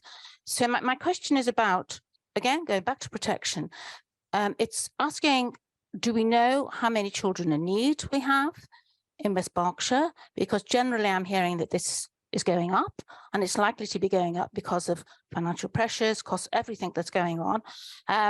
Children in need is what happens to children before they end up in care. So we hope to give them services, family services, when families are at that need of care. And has the council got the services, the resources to provide to these families, the social workers, the health visitors, or whatever, to make sure that families get these services when they need them, where they need them? So we protect families, we make sure families stay together, and we prevent children going into care. I know that's probably a big question, but have you got any answers? Thank you. Well, I am not going to look to the panel to answer that one. I'm going to look at Paul Coe. Paul, you can explain who you are and let you come back on that one. Thank you very much. Yeah, Paul Coe. I am now the interim executive director for People, which includes children and young people. I've only been enrolled for a matter of a few days, so you'll forgive me if it's not the most comprehensive answer I could possibly give. I think, Martha, the position, so the questions were, do we know the numbers? Yes, but of course there's a number of people who haven't yet come to our attention potentially. So, but yes, we monitor closely the number of referrals and the number of the amount of casework that we're doing. Have we got the services? So it's a growing demand. We know that. We also know that there's a national workforce challenge, and we're also feeling that here. So broadly, I think my message is one of reassurance that we are sighted on the issue, we're working on the answers, and we are clear about what we have to do. But underneath all of it is, as I say, growing demand, growing challenge in terms of workforce, and there is only so much we can achieve. But we have the steps that are in train to meet the needs of our community as best we can. Does that make sense? Yeah. Okay. Thank you. There's a question over there, and while we get the mic over there, I'll take the next question online, which is a question from John Bagshaw. Now, John is a fellow resident of Mortimer. He's a fellow governor with me on Royal Berks Trust, and he had two questions, one of which we've answered online, which was a question about acronyms. Surprise, surprise. And one was what's CAS, CAAS, which is Contact Advice and Assessment Services. And the other one was what's MEC, MECC, and that's making every contact count, for those who wanted to know. Now, John's question. Do the strategies to address problems of money management, household economy, etc., ever include the need for education from a young age about how to cope with these issues? I'm going to look at Isabel. Thank you. Yeah, absolutely. Again, prevention would be ideal. We at Citizens Advice have run some financial capacity training in the past and workshops going around, not particularly children, but going around schools, educating young mothers of young children in schools. So financial capability is really important. We do a little bit of it, but obviously as a prevention, as looking at budgets, but obviously that's not quite our remit. But absolutely, I agree, in schools there should be some sort of subject that teaches people from a very young age what a budget is and all of that. However, I think as parents at home, we have a little bit to do with that too, and we can try and teach our children. Thank you. Kelvin Hughes, Newbury Community Resource Centre, or commonly known as the Furniture Project. Is it on? Technology. Never done it. I'm Welsh, don't need it. Kelvin Hughes, Newbury Community Resource Centre, more commonly known as the Furniture Project, which is one of our projects. Sean, your diagram earlier in terms of number of referrals, my eyesight's not the best, but it seemed to show that you've done, I think, 11 referrals to the Furniture Project. I think it showed. My question is related to the actual figure, but we've had 20 referrals since yesterday morning, as of 10 minutes ago, of which 2 have come from the hub. 3 have come from other members of the voluntary sector, and 15 have come from other parts of West Berkshire Council, which is a huge increase on where we used to be. So obviously the voluntary sector is seeing a massive increase in demand, but that demand isn't necessarily getting anywhere near the hub. And I don't know if within the council you have some way of tracking this increase in demand, or whether we as the voluntary sector need to be telling you more about what the impact is on us, and particularly the cost to us of meeting this additional demand. I think the first thing to say about the data is it was just a snapshot, just to try and give some indication of trends. Absolutely, I think it needs to be a two-way dialogue. I mean, this is one of the things I was going to pick up actually when we meet next week up at Shaw House, to talk about how we can get the relevant referrals back in to the organisation. But I mean, as you were talking, I mean, Hannah, who manages the hub, was nodding her head in agreement that that's exactly what we're seeing. Basically, with the increase in the number of referrals now being made to the various organisations and the impact on that. And I guess this comes back as well, Chris, to the discussion that we'll be having around grants and what support is needed to support those organisations as we see that increasing demand coming through. Can I just say something actually while we're talking, Chair, just to add something that Isabel was saying about what we're seeing as well coming to the hub. So we are actually seeing a number of people coming to us where there are a whole range of issues that they're facing, and this is why sometimes the conversations can be quite long, and it takes quite a while to unpick what those issues are. And at the end of that conversation, there may be as many as 2 or 3 signposting, or as many as 3, 4, 5 referrals that come out of that one conversation, as we basically to try and provide them and help people through to the relevant support.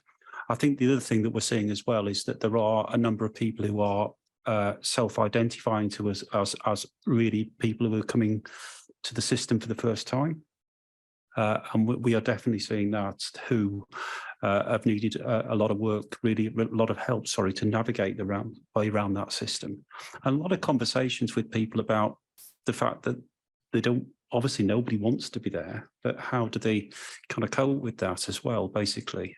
So I think we do need to do more work when we come to the evaluation of this, to have a look at what the real impact of all of it has been. And I think that conversation again starts again next week when we all get together as to how we do that evaluation. I can see, Sarah, I'm conscious of time. I've got another one offline, which has been waiting online, so I'm going to take that one. And then if we have enough time, I'll see. Otherwise, what I would ask you is to badger the speakers in the break.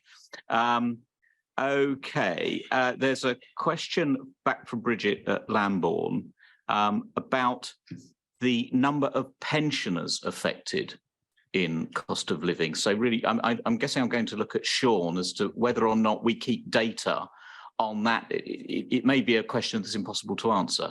We may not keep the numbers, but I just look in that direction. Well, and he looks to the audience.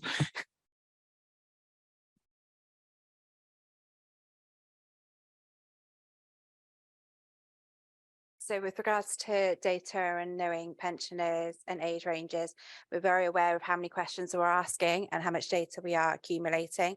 So unless they disclose, we're not aware. So we can't say indefinitely, but we definitely know if it's a lone person or a family. And what I would say, Chair, is we have had people self-identify by age. So they'll start their contact with the service by basically saying, I am X, I'm 82 years old, or whatever it may be. So, I mean, certainly what we do know for absolutely sure is that a number of people basically who would be of kind of pensionable age have certainly come forward to the service, and people, as I say, basically that have self-identified themselves as being in their 80s.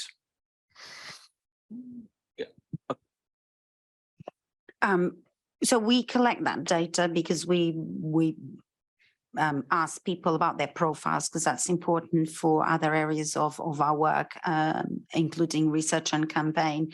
And I can't give you numbers, but I can say that that is another group of people that we're seeing coming more for help than we ever seen before. So we are seeing increases in over 65s coming from for help.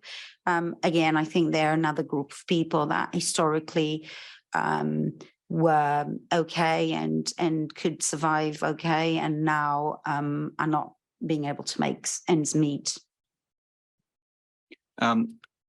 We are out of time for questions, but what I would say to anyone who does have a question, please come and badger the speakers now. And if you have anything you want to send in to us online or by email, I'm sure we'll try to do our best to pick them up and answer them. Everybody, I know how long it took us to get settled for the first session, so we are going to kick off the second session at 22, so 3:40. So if you're not in your seat at 3:40, you'll have to come in and get your seat because we'll have started.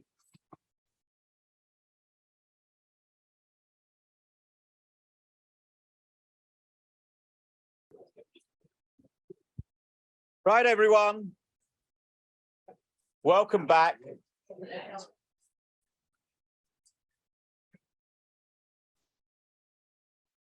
So the first presentation, we were hoping that Professor Tracy Daskowitz, who is the Director of Public Health for Berkshire West would be with us physically. Unfortunately, she's not very well. So instead, these are her slides, but they're going to be spoken to by Dan Devitt, who is Senior Public Health Strategist. Dan is online, so we're going to share with him, bring him in, and I'm going to ask Dan to tell us when he wants to progress the slides, rather than we stop file sharing, he tries to file share. You know how it goes. It's one of those pains in the proverbial. So Dan, hopefully you're there and we can kick off. Thank you very much. Can you hear me? Just checking that you've got my... Well, I can hear you. I don't know about the rest of the room. Yeah, looks like we're good to go. Okay, thank you very much. And again, apologies from Professor Daskiewicz for her indisposition. I'm going to run through the slides and hopefully end with some time for some questions and some reflections. Please do put some notes or questions or challenges into the chat, and I'll try and get round to them as soon as I can. Next slide, please. Dan, can I just ask if you've yes, of course. You've got your camera on, or because we're just getting... Unfortunately, it's saying the meeting cannot start the video because the host has stopped it. Oh, well, we'll look to the host to see if he can start it.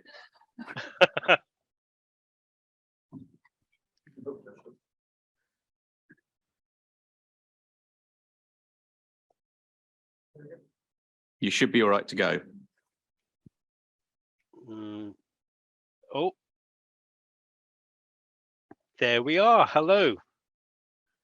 Thank you very much, Councillor, and thank you very much for your time and attention this afternoon. We're talking about food poverty here, and the focus of this is going to be about really what we as a system, we as parts of the West Berkshire local offer can try and do to build resilience. But we're going to try and give you some of the backgrounds and some of the challenges that flow from that wider sort of landscape against which food poverty presents itself. So we're going to start looking here at food insecurity and some of the international, the national, regional and local challenges that fall out of that particular agenda. So one of the starting points here is food insecurity is a global issue. We need to be addressing it on a global level. Clearly, it's a national issue or an international issue, and we are starting to see it have impact on a regional basis across all of the Southeast, and we will start seeing, if we're not already observing them in close details, local manifestations of food insecurity. So that really challenging definition there of not having access to sufficient food or food of adequate quality, really important here. Adequate quality to meet one's basic needs, and those needs as addressed on a social healthcare model by the World Health Organization about what constitutes a good range of food inputs across the very different needs from birth through childhood into adulthood and into that aging well environment. Next slide, please. So globally, nationally, regionally, and locally, we have a really complex picture of wicked problems and tipping points. These tipping points where we, in our current society and our current time in history, are faced with a series of interconnected and very complex problems and points where we can choose to make concerted action and have impacts on international global issues or face the consequences in future, and some truly disastrous consequences if we are not facing them sorry, apologies. I'll remember my dentures here at the moment. If we are not facing up to those challenges in time. So we have, as nationally reported, as nationally and internationally accepted, we have specific challenges in climate change, the impacts that that then leads to on the shrinking number and quality of species, that specific impact there on the food chain, and of real concern to farmers across the UK system here about the rising nitrogen levels and the impact on soil quality and crop yields across all forms of arable farming, and of course its impact on livestock farming. Changes to land use, changes to the quality of the water, changes to the quality of the air around us, all of them impacting on that essential, interconnected, complex biosphere from which we obviously are generating food. Next slide, please. Alongside this, we have a very, very broad and detailed understanding of the impact of how society and the different elements or the building blocks of society frame the conditions for how we as individual human beings, as families or as communities grow and thrive or fail to thrive. So we know that there are significant issues that are outside the realm of NHS services or pure health services, which have significant impact on individual and population health across our communities. We have obviously a responsibility for our own health behaviours and our own engagement with supportive preventative offers. And we have now opportunities presented and obviously challenges presented by integrated care systems and that foundational process of bringing together health and social care at place and wider system-based levels. Across that, the key role there of place, communities, and the vibrant voluntary and community sector supports that our communities rely upon alongside statutory level services. We know that across that general socio-economic, cultural and environmental background, we all have a role to play in supporting a healthier and frankly, a happier, more coherent society. Next slide, please. The good news is that actually much of what flows from the wider determinants work, the place-based work and the integrated work in the public health space actually helps us towards a sustainable model for development and a sustainable approach to developing a secure society, a secure access to good sources of food, good sources of economic development, and good, healthy, sustainable places. So there's a virtuous circle which is already inherent in much of the work that we are doing. And it is a testament to the work of people like Councillor Bridgman and others within the Health and Wellbeing Board within West Berkshire, that they are constantly seeking and bringing together opportunities for collaboration and opportunities to get that virtual circle working and developing new approaches to healthy communities. Next slide, please. We do have challenges. In the Berkshire system, if you look across the entire 6 authorities, there are obviously very, very wide patterns, with noticeably Reading and Slough being particular locations of poverty and health inequalities. But within each authority, that doesn't actually mask, or rather it has a tendency to mask, the reality that there is poverty and inequity and really, really challenging circumstances faced within the context of much broader relative affluence. One of the things here to bear in mind is that we know, the evidence tells us, that the social gradient that we live within and where we are within that gradient from poor to for more affluent communities has a direct and lasting impact on our individual health and our ability to actually contribute constructively to those societies. Next slide, please.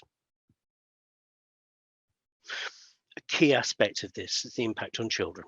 So we know that with the current cost of living crisis, and we know that the impacts that we are seeing on particularly children across the UK, we have much to do. So over a quarter of households of children in England, 25% experiencing food poverty.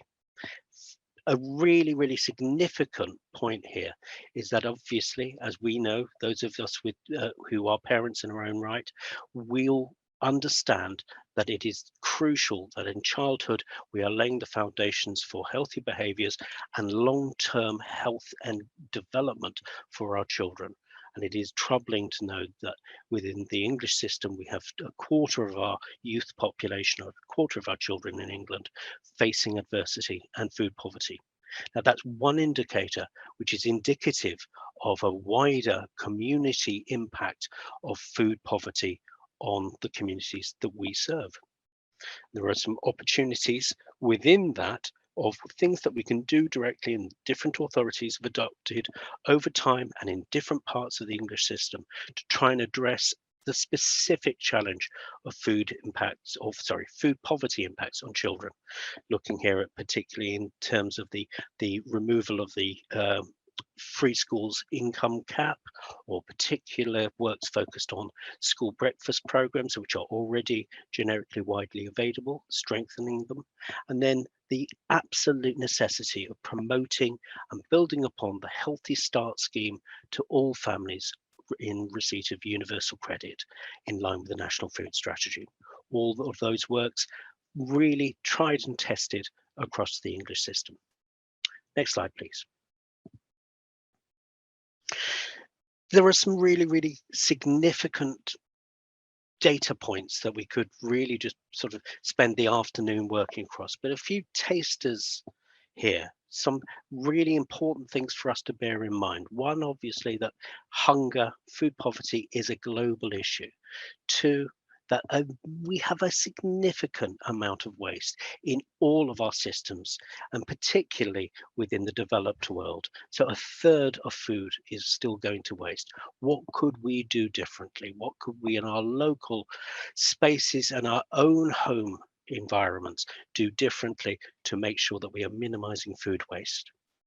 When we know that we are having the impact of climate change on crop yields, when we have significant challenges arising from rising energy costs and challenges to agriculture, and a real push towards limiting CO2 outputs from the agricultural process, we know that we have to be bringing people across a very, very wide range of agendas and different settings into that discussion of how do we secure food access and food security for our communities right now, but also act in the longer term to minimize the impacts of environmental or agricultural practices to have a negative impact on the food ecosystem.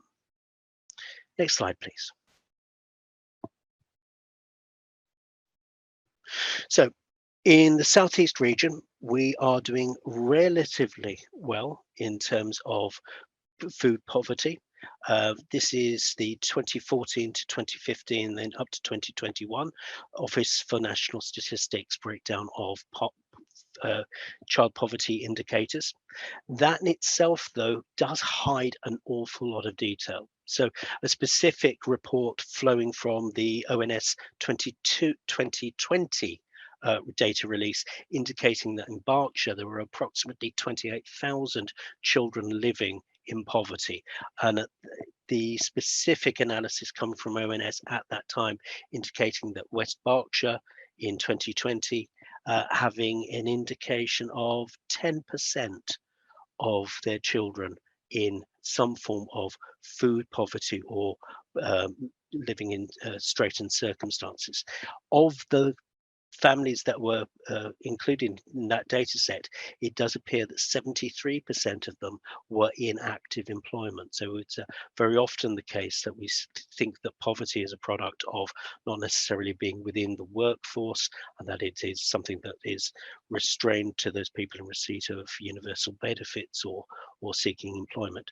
We now know from considered analysis of the statistics that that isn't the case, that actually we have a problem in supporting our working populations to tackle child poverty and the food poverty that they're experiencing. Next slide, please. So in West Berkshire, I believe this is the child poverty rate from the latest release, which is looking at up to 2021.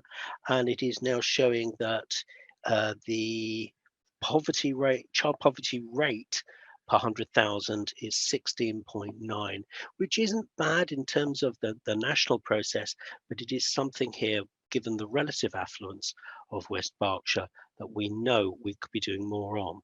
We are also very concerned, obviously, as the cost of living crisis does escalate, and we are all finding ourselves challenged by the rising prices in the shops, and some of the rising impacts across fuel price, energy prices, that we are going to see a significant upturn in the need for support, provision, and a model of society that actually supports and promotes resilience and access to the available services that we have in place to try and tackle them. Next slide, please. So there are a lot of things that are already happening across the West Berkshire system. In fact, it is one of the things I think is true to say is that the voluntary and community sector and statutory sector in West Berkshire has an embarrassment of expertise and riches in terms of experience, ideas, energy, and determination in tackling food poverty. And there are many, many different things that we can draw down from a national or regional level, looking at a different approach to, say, managing food and food waste. There's that particular example here on the left-hand side about the wonky vegetable initiatives that are now commonplace in some supermarkets and certainly across social media. We have some specific guidance and advice available on a national basis on energy costs and how to try and really maximize what energy expenditure we are making on an individual basis.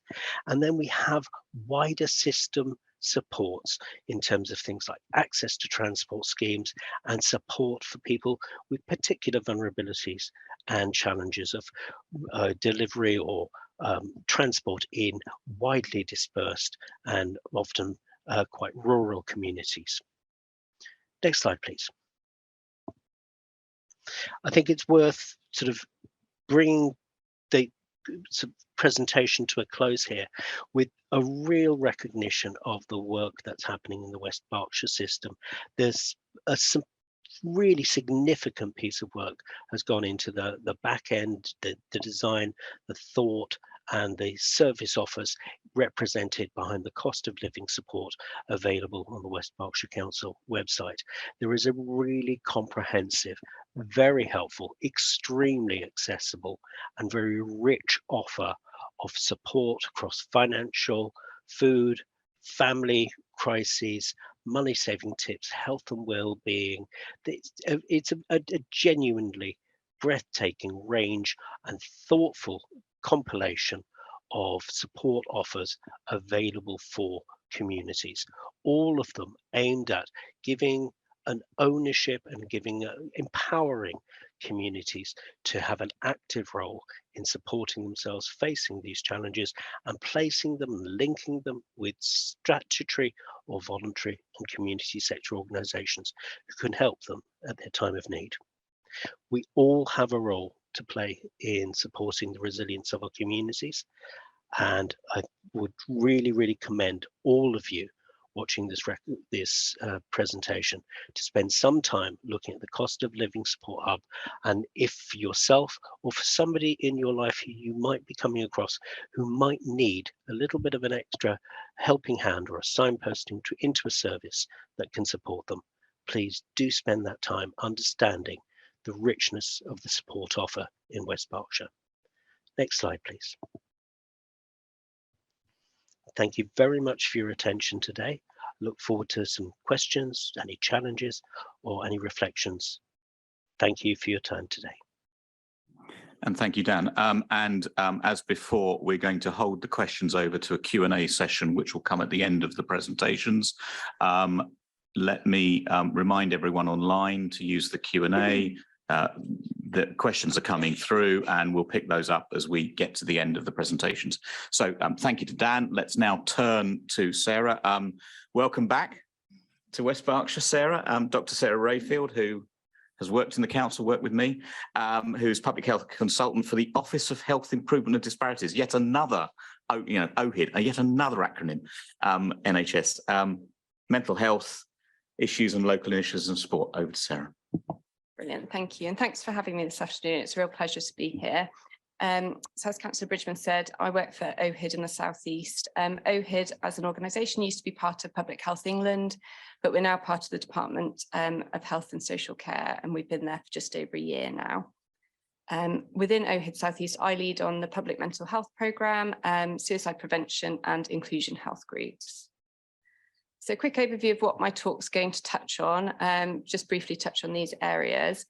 I also will be touching on the issue of suicide, which can often be an uncomfortable and sometimes distressing subject. So just to give people warning of that, and if you feel like you need to leave the room or turn off the camera, then please do whatever you need to feel comfortable in that space.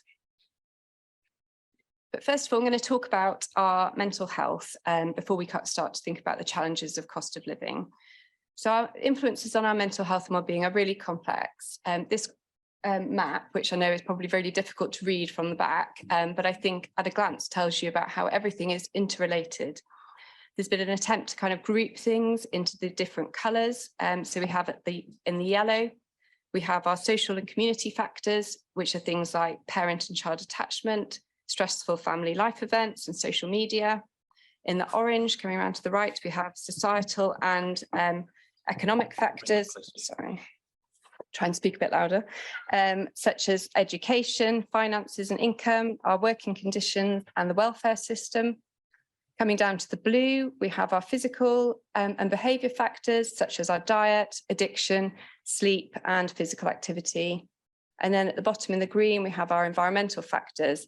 And this can include things like our housing and living conditions, access to the natural environment and our safe environment. And then finally, in the purple, we have our individual and identity factors. And these include things like cultural identity, our faith and spirituality, having a sense of purpose or loneliness or isolation. But it's a really complex thing. And we know at Public Health, if we want to make a difference, we need to be acting across all levels and across different factors in this in order to be truly effective. However, we also know that our determinants of mental health and well-being interact with the inequalities that our society feels. And that means that different groups within our society have a different experience and are more at risk of poor mental health and well-being. Deaf people are twice as likely to experience mental health difficulties as the hearing population. Children from the poorest households are 4 times as likely to experience serious mental health problems by the age of 11 years. People who identify as LGBTQ+ have higher rates of mental health problems and lower well-being than heterosexual people, and other health inequalities, as you can see on the screen as well. But focusing on poverty, and I know Isabel touched a bit on this in the earlier presentation, but poverty and mental health are strongly correlated with each other, and they have a bi-directional relationship. So living in poverty can worsen existing mental health conditions. It can lead to a relapse of previous mental health conditions, or it can precipitate new diagnoses. And that may be through social stresses, through insecure housing, through the experience of trauma or stigma. However, people with pre-existing mental health conditions are more likely to live in poverty themselves, are more likely to be vulnerable to exacerbations.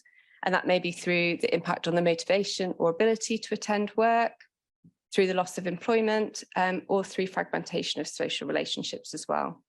And we know that through experiences during the pandemic, that those who experienced income reduction, this was associated with a lower well-being as well.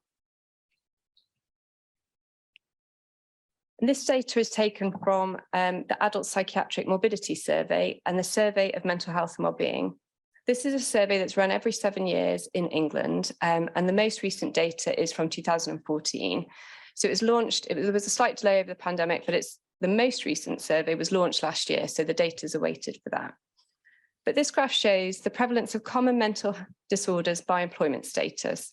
So this is things such as anxiety and depression. The graph is divided into the blue, which is men, and the grey, which is women. And as you can see, there's a real difference in the prevalence of these common mental disorders when we go from being employed full time, then to being economically inactive. The relationship's slightly different for women than for men, but shows a similar pattern nevertheless. And then thinking about our impacts of cost of living. The rising cost of living has the potential to impact on a number of different areas in an individual's life. It may impact falling real incomes, leading to problem debt, food insecurity, as we heard about with Dan, the impact on housing conditions and homelessness, and all of this can affect social cohesion and family relationships. Each of these factors is really important in its own right, but each of them has a potential to impact on our health and well-being as well. And clearly, this map is an oversimplification, and all of these factors are interrelated with each other as well as with mental health and well-being, much like the very first influence map showed. There's also a challenge as we go through this cost of living issues around the potential for the reducing capacity of public services to meet the needs as well. But if we want to have a look at what we think is going to be the impact of cost of living challenges and the crisis that we find ourselves in at the moment, we can look to published evidence to understand what might be some of these potential impacts. So back in 2008, as I'm sure everybody remembers well, Europe entered a period of unprecedented financial crisis, which was following a global economic downturn. So this paper was published in the BMJ, the British Medical Journal, in 2016. And this sought to understand some of the health impacts that that financial crisis led to.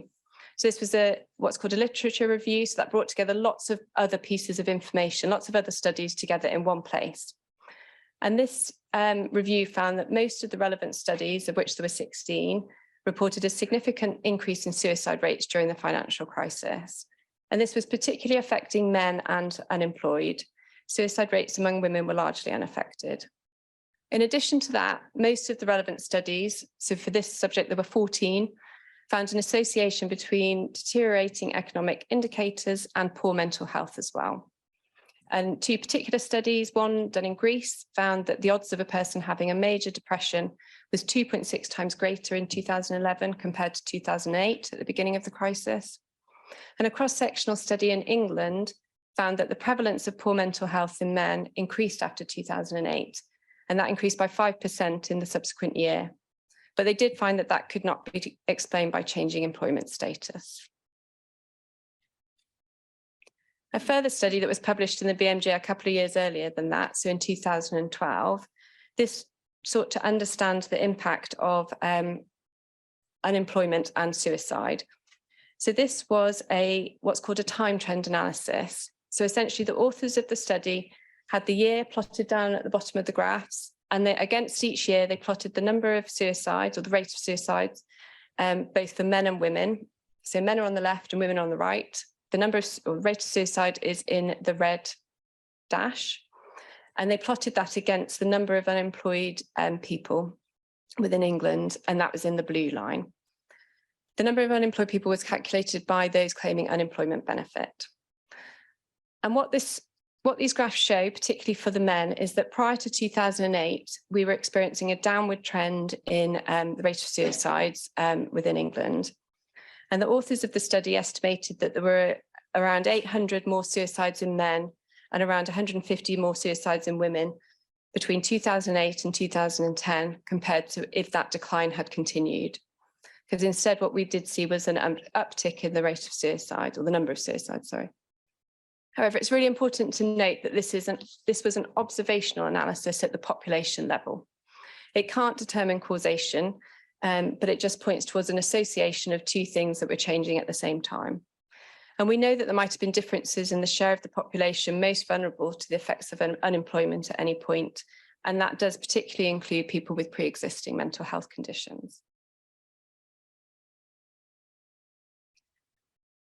And as we know, the impact, and as was said earlier in a previous talk, the impact of these challenges is not evenly spread across the population. There are particular groups in our society that will feel these challenges more than others.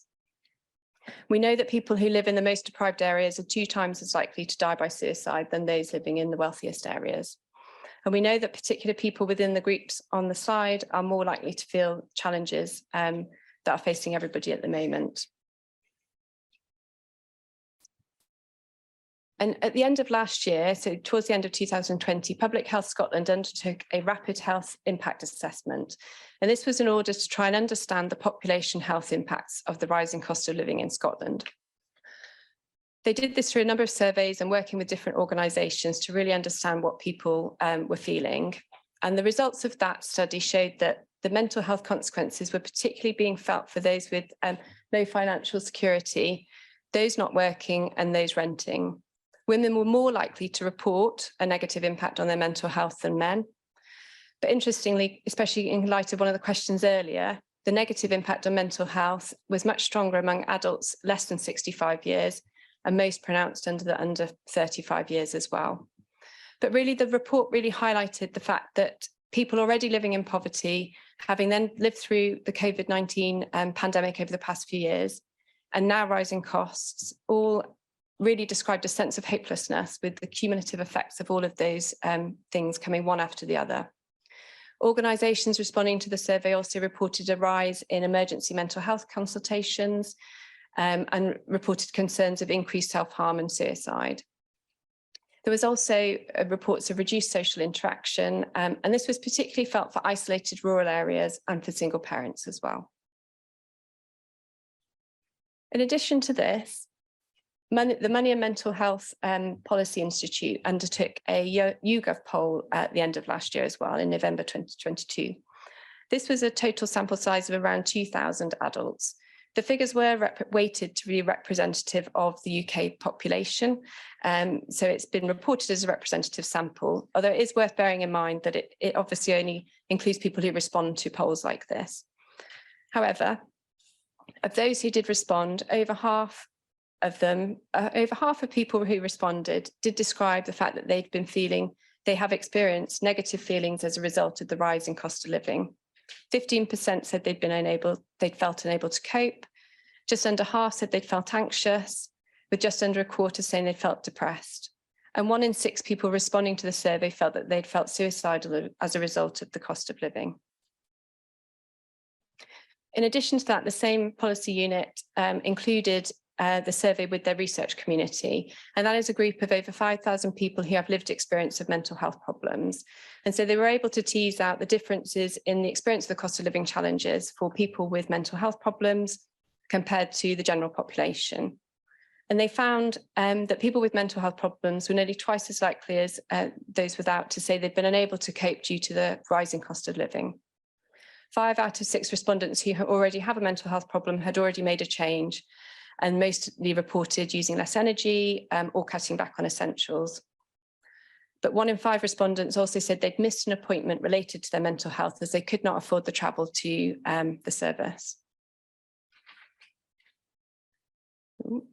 And this graph, if people can see, also kind of pulls out some of that data. So in the blue is all respondents, whereas in the purple, it's people who've experienced a mental health problem within the last 2 years. And so you can see the difference in the report of what people are experiencing. So it's things like feeling anxious, feeling depressed, feeling hopelessness, feeling unable to cope, and feeling dread about opening posts from creditors. And with all of these options, people who'd recently experienced mental health issues were reporting much higher rates of these experiences.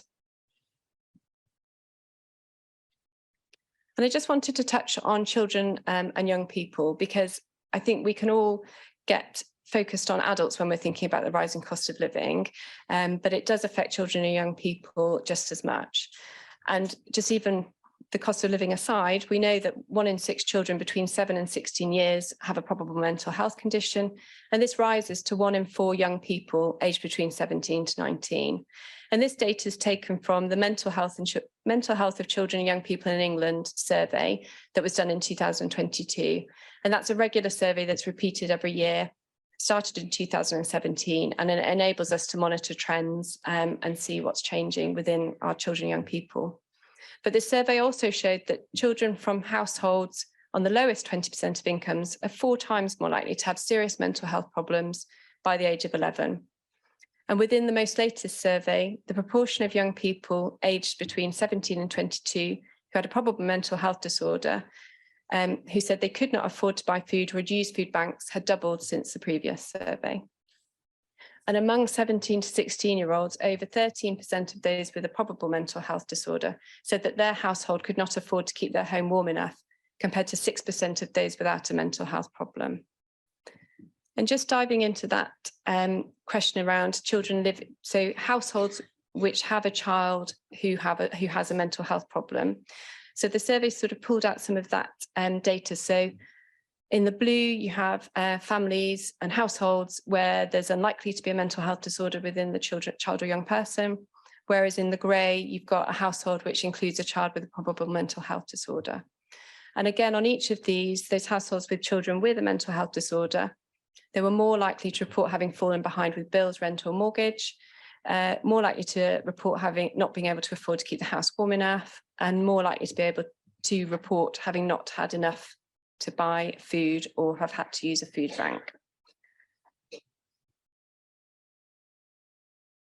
And then I just wanted to highlight this report, and I've just touched on the mental health aspects of this, but this is a report written by End Child Poverty, and it's called We're Skint, and it's basically reporting survey and respondent data, really trying to describe young people's experience of the cost of living crisis. So it's in the round, it describes lots of other different elements of it, but I wanted to put out a couple of individual quotes from young people themselves, just to highlight some of the challenges that people are facing with regards to this.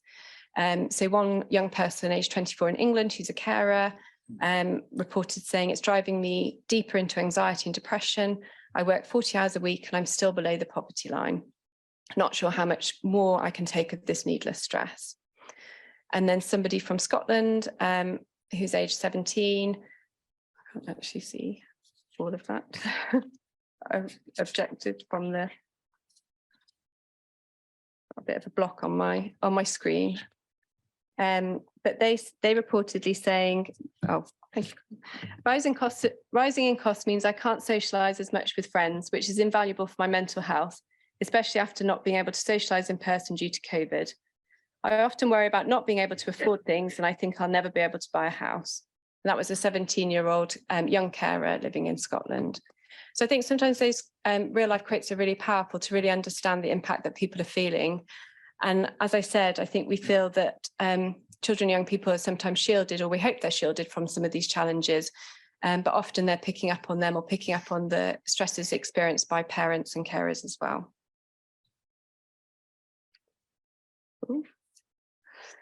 But just trying to touch on some of what we're doing about it, or what we're hoping to do about it. So hopefully people would have heard that exactly a week ago today, the government announced a new major condition strategy. And this will hopefully put mental ill health on an equal footing with physical health as well, as it recognises that mental ill health is one of 5 conditions that account for around 60% of the total disability adjusted life years in England. And so the intention is to try and alleviate pressure on the health system, along with supporting the government's objective to increase healthy life expectancy. And it really reflects that the knowledge or understanding that the NHS is caring for patients with increasingly complex needs and multiple long-term conditions as well. We've also had confirmation that the suicide prevention strategy, the new suicide prevention strategy, will be published later this year, and that plans to include the most up-to-date evidence and address current challenges and risks, and also opportunities to prevent suicide. From a regional perspective, so the South East MEC, so Making Every Contact Count task force, have started some early work to include the cost of living within normal MEC training. So that will also help to give people confidence to address some of those issues in conversation, so including a focus on finance, debt support and other areas. We're looking, as an OHID South East team, we're looking at how we can support local areas across the South East with evaluating their cost of living interventions, so workers in development to support with that. We have a public mental health network across the South East, which brings together local authority colleagues and other partners. And we have a current focus on sector-led improvement work on suicide prevention. But our priorities for the rest of the year also include a focus on reducing the premature mortality that people with severe mental illness experience. We'll also be exploring issues around self-harm in children and young people, but also, and really importantly, how we can support the public mental health workforce themselves. Then from a local perspective, so the next couple of slides are just highlighting some of the work that's happening in West Berkshire by West Berkshire Council and partners and stakeholders across. And these slides were provided by the West Berkshire Public Health team. So the Mental Health Action Group is a subgroup of the Health and Wellbeing team, and they're working on the strategic objective from the Joint Health and Wellbeing Strategy. And that's around tackling the social factors that create risks to health and wellbeing. And this is a specific action around ensuring that residents have access to financial support advice. And although that sits within the current context for cost of living crisis, the work is really to try and reduce the amount of mental health problems associated with personal financial difficulties in the longer term. And there's recently been a number of workshops to understand how mental health and financial problems are linked and what more could be done about it locally. There's a number of organisations, some amazing organisations locally that exist in this space and exist to provide support for individuals and communities. I'm sure lots of people in this room are really familiar with many of them and indeed represent them here today. But just to highlight some of that, some of these that exist. In terms of some specific initiatives as well, there's wellbeing bags, which are available from all the local libraries across West Berkshire area. You can reserve a bag online and collect it from the local library. And they're themed around the 5 ways to wellbeing, and they're to encourage connection, physical activity, and learning something new. So really encourage people to take up that offer. It's completely free. The mental health Z cards, hopefully everybody in the room has managed to pick up a Z card, would have been on your desk and have a look at it. That outlines all of the, or a number of local organisations and sources of support. It opens out to include all of this information, but is in a very handy credit card sized shape. So you can keep it about your person and have easy access to those sources of support should you or anybody you know need them. You can for people at home, you can download this online or do contact Public Health for a copy. And finally, I was going to mention the Cost of Living Hub, but it's been mentioned a number of times already today. However, it always needs mentioning, but yeah, other people have covered it more thoroughly than I could, but just to highlight the Cost of Living Hub and all the amazing resource and support that is available through that. And then I think this is my final slide. Mental health first aid training, which serves to give people the skills and confidence to have supportive conversations about mental health. Until the end of March this year, there's funding available to support voluntary or sector organisations to have their staff go on this training. And there's a number of training sessions happening both virtually and at Shaw House over the next coming months. So if that's something that your organisation is interested in, please do contact Public Health for more information about that. And then there's a final list of things which I obviously won't read out because there's lots there, but just other sources and resources for help, and particularly if people feel that they need individual support or somebody they know does. I think that's it, and then I'll go back. Yeah, but thank you very much. Thank you, Sarah. And we will be sharing the slides. I'll deal with that when we get to the end of this, but don't worry about the detail. You'll get that in by email in due course. So let's move on. Time is a-running. So now I'm delighted to welcome Chris Bolton, who is the Chief Executive of the Greenham Trust. And you've heard earlier how closely West Berkshire Council has worked with Greenham on a number of things over many years, but particularly currently in relation to cost of living. And Chris is going to talk about grant funding and some of the projects that are underway. Over to Chris. Indeed. Thank you, Graham. It's 4:25, so I stand between you and getting home this evening. Some of you are looking a bit weary. Some of what I'll have to say might be a surprise to some of you, actually, so I'll try and keep it upbeat. It's great to have the opportunity to talk to you, and I look forward to getting some feedback at the end of what I have to say today. I've broken it into 3 parts, really. How did we get there in the terms of cost of living? What's happening now? This is our take from both a national and a local point of view. And what does the future hold, if indeed we actually can answer that particular question? Well, how do we get there? I think we know that because it's rammed down our throats every day in the media, isn't it? It's hard to believe that it's nearly a year ago since Putin and Russia invaded Ukraine, the impact that has had on all of our lives.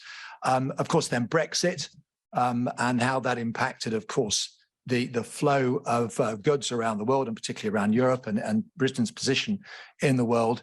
And the COVID hangover as well. You know, we were just sort of emerging from COVID. You know, we've been involved in all kinds of things linked to that, and straight bang, we're into some other issues that affected us. And we seem to go from one disaster to the other, from the 2008 financial crisis, then we seem to just roll on from others. You know, we saw what happened in Afghanistan, and then we saw Ukraine, and then we've had, of course, the domestic political instability here as well, with you know, 3 PMs, 4 chancellors, you know, over a very short period of months. And, you know, that's all had an impact on how we feel. I don't want to dwell too much in the media. I certainly limit to a degree. Certainly some days I decide not to look at what's going on in the media. I've got a general habit of looking at the headlines every day, but sometimes I just don't want to drill into it because I think it's all too depressing and takes me down the line of what Sarah's been talking about, really. So keep away from that. But, you know, we have to look at the, you know, what has gone on and, you know, what the impacts are on cost of living. And inflation clearly is one of the most serious impacts we have. And although it's sort of, you know, there's some hope that it will be brought under control and some projections that it will be, it's still running very high. And that is going to have a major impact in terms of going forward, of course, at you know, over 10%. But also, if you look at energy costs, you know, gas rose by what, 130% in 2022, gas prices, you know, that's quite frightening. It was on Radio 4 this morning that the average food bill for a family now is £800 more this year than it was last year. You know, and food inflation running at between what, 14 and 16%. So some very, very worrying statistics there. If we look at the impact of inflation, of course, on charities, and many organisations in the charitable sector are on sort of funding programmes that might last for 3 or even 5 years. You know, if you gave a grant of £100,000 to a charity, and that's quite a lot of money, of course, and there's not many of that size, but a grant of £100,000 last year is worth only £90,000 this year, and worth probably, you know, only £88,000 the following year, according to the Bank of England. So that has, again, an impact in terms of the rising costs that charities are likely to be seen to face as we go forward. And we're not seeing that yet manifesting itself. And I'll come on to some of that, which is a sort of interesting and perhaps surprising stuff.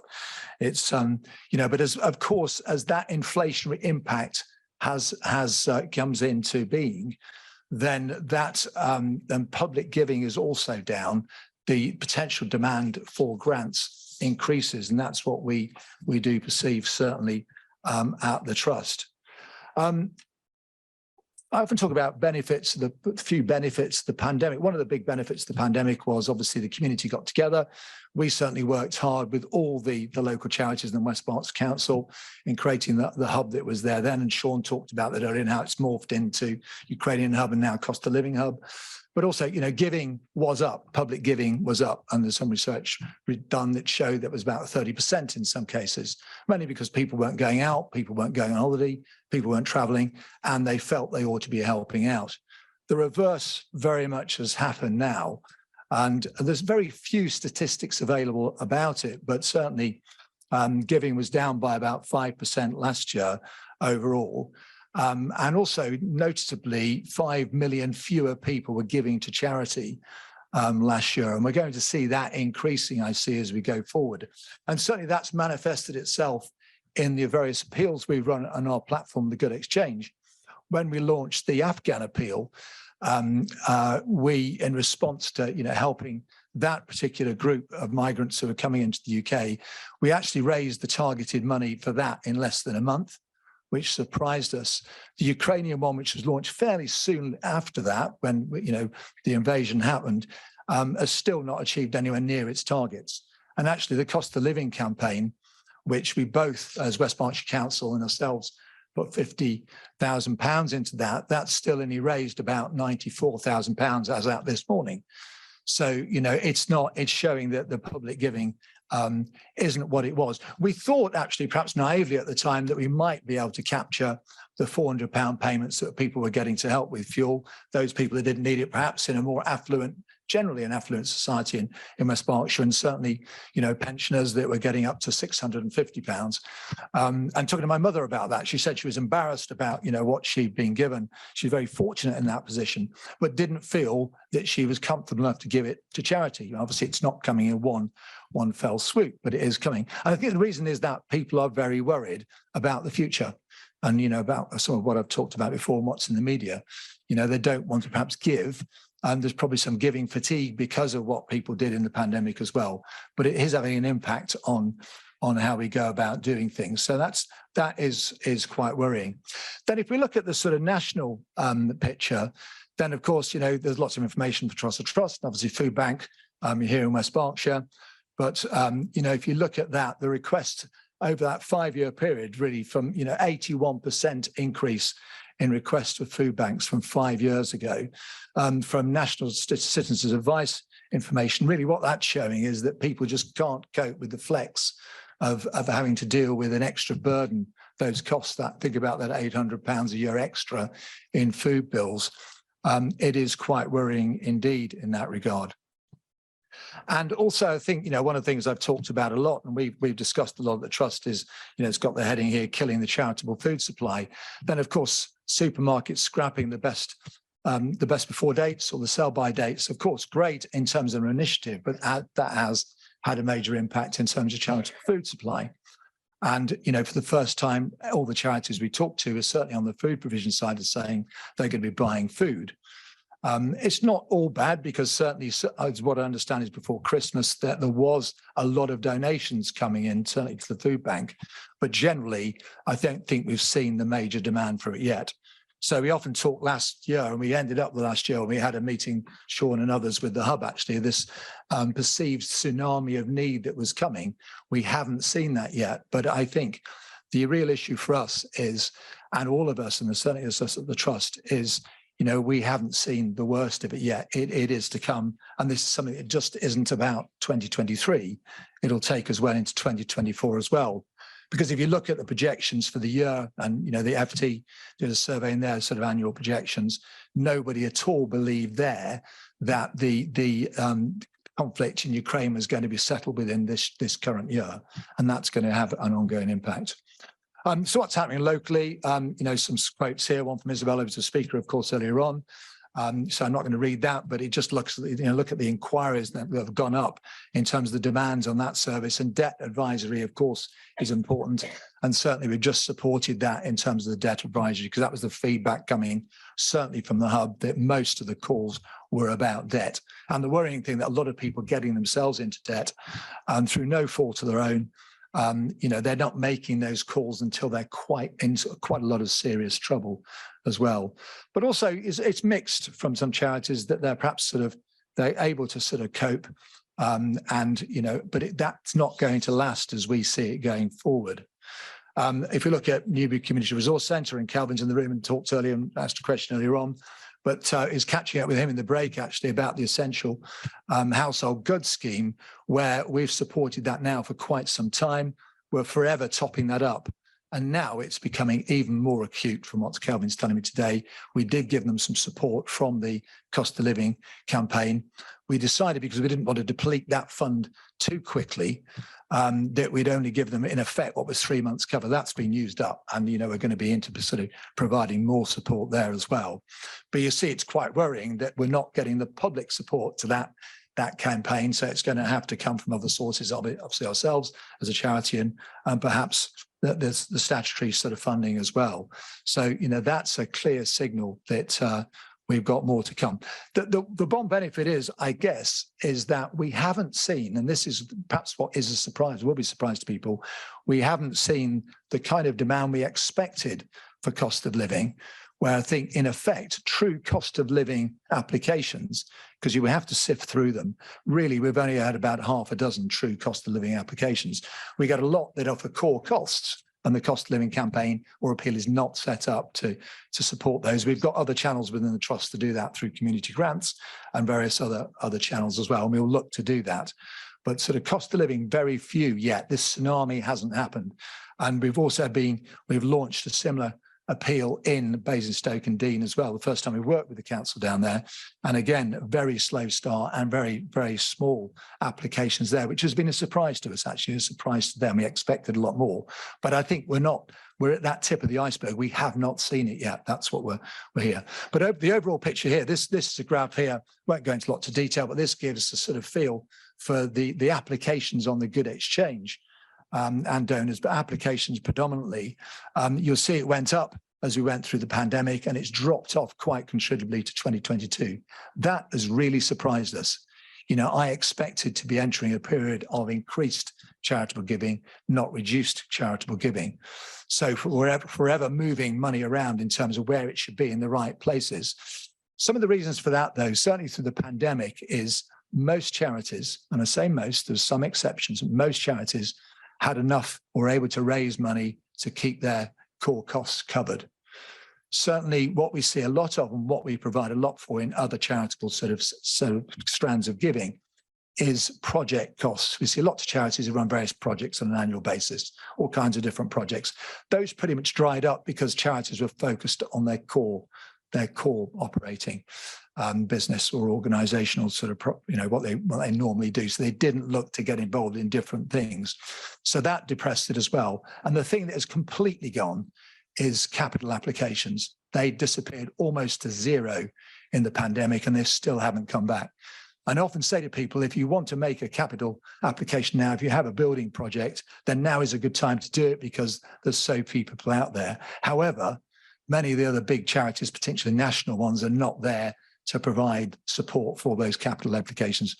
And also one of the biggest issues we've got because of inflation, building costs are significantly up.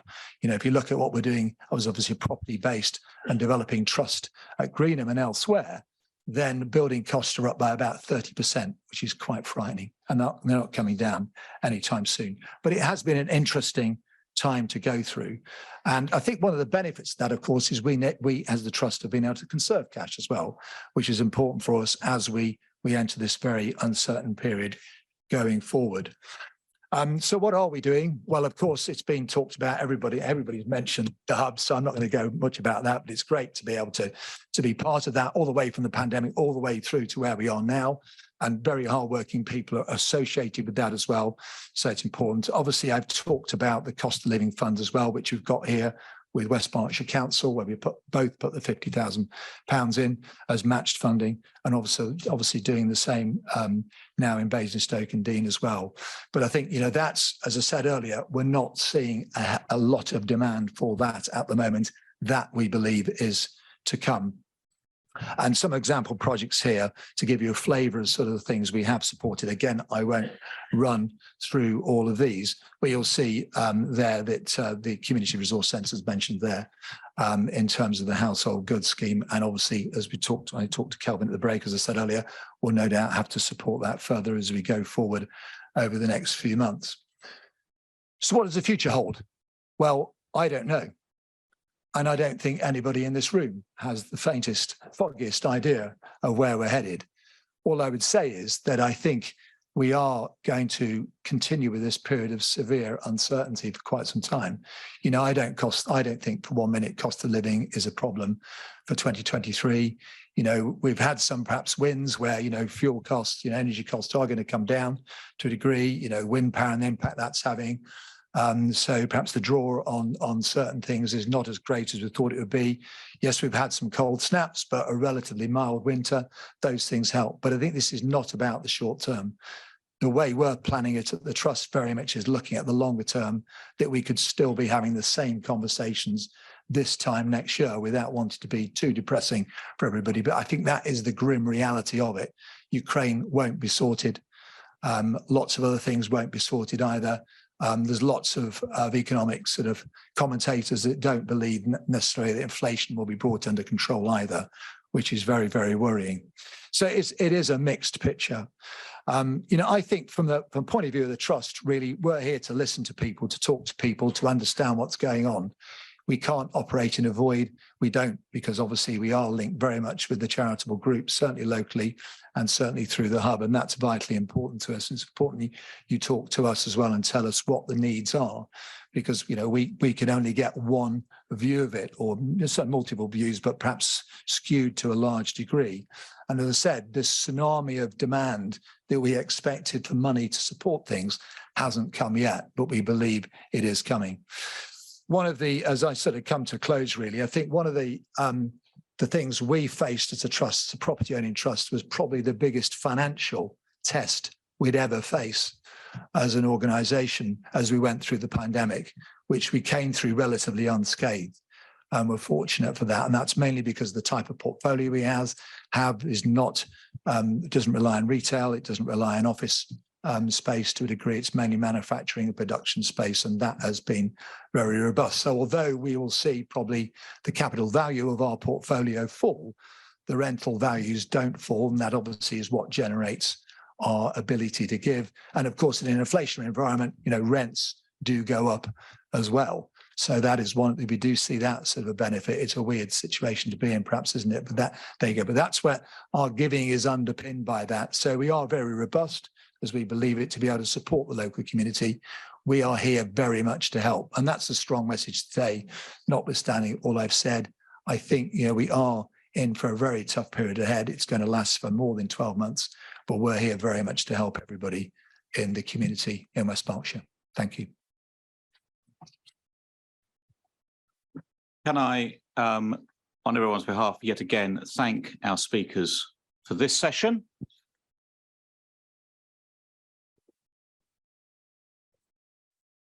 And just to clarify and or confirm that we will share the slides from today with everybody. They'll also be available on the website, but we'll be doing an email circular so that you all get the slides so you can read some of that very fine detail that was in the presentations earlier and in this session. Now we're going to go to questions. I'm going to, with due deference to Steve, I'm going to take questions from those who already haven't asked a question. And there's a couple of questions online, as it happens, from people who already have. But I will pick them up. So while a mic goes over there, I will just give a question from John Bagshaw, who we heard from previously. And this is, I'm going to suggest, addressed to members and officers, because I don't know the answer. Voluntary transport service, I'm going to look in your direction. Voluntary transport services in West Berks are currently instructed not to accept donations towards operating costs due to a grant that has been made. Yeah, I was quizzical. This in spite of a desire of many users of the service to be allowed to contribute. Is this sensible? Can I suggest, looking at the chief executive and the leader, that we take that one away and come back to John and answer the question. Gentleman here. Hello everyone, my name is Mike Wakeman-Green. I'm representing WDP West Berkshire, which is the Commission Drug and Alcohol Service for the West Berkshire area. We do young people, we do adults. I'm a young adult worker, I work with young people and older folk. So my question is directed to Dr. Rayfield on the mental health talk that we've had. So our service does collect data for the Office of Health and Improvement Disparities, which is a new department.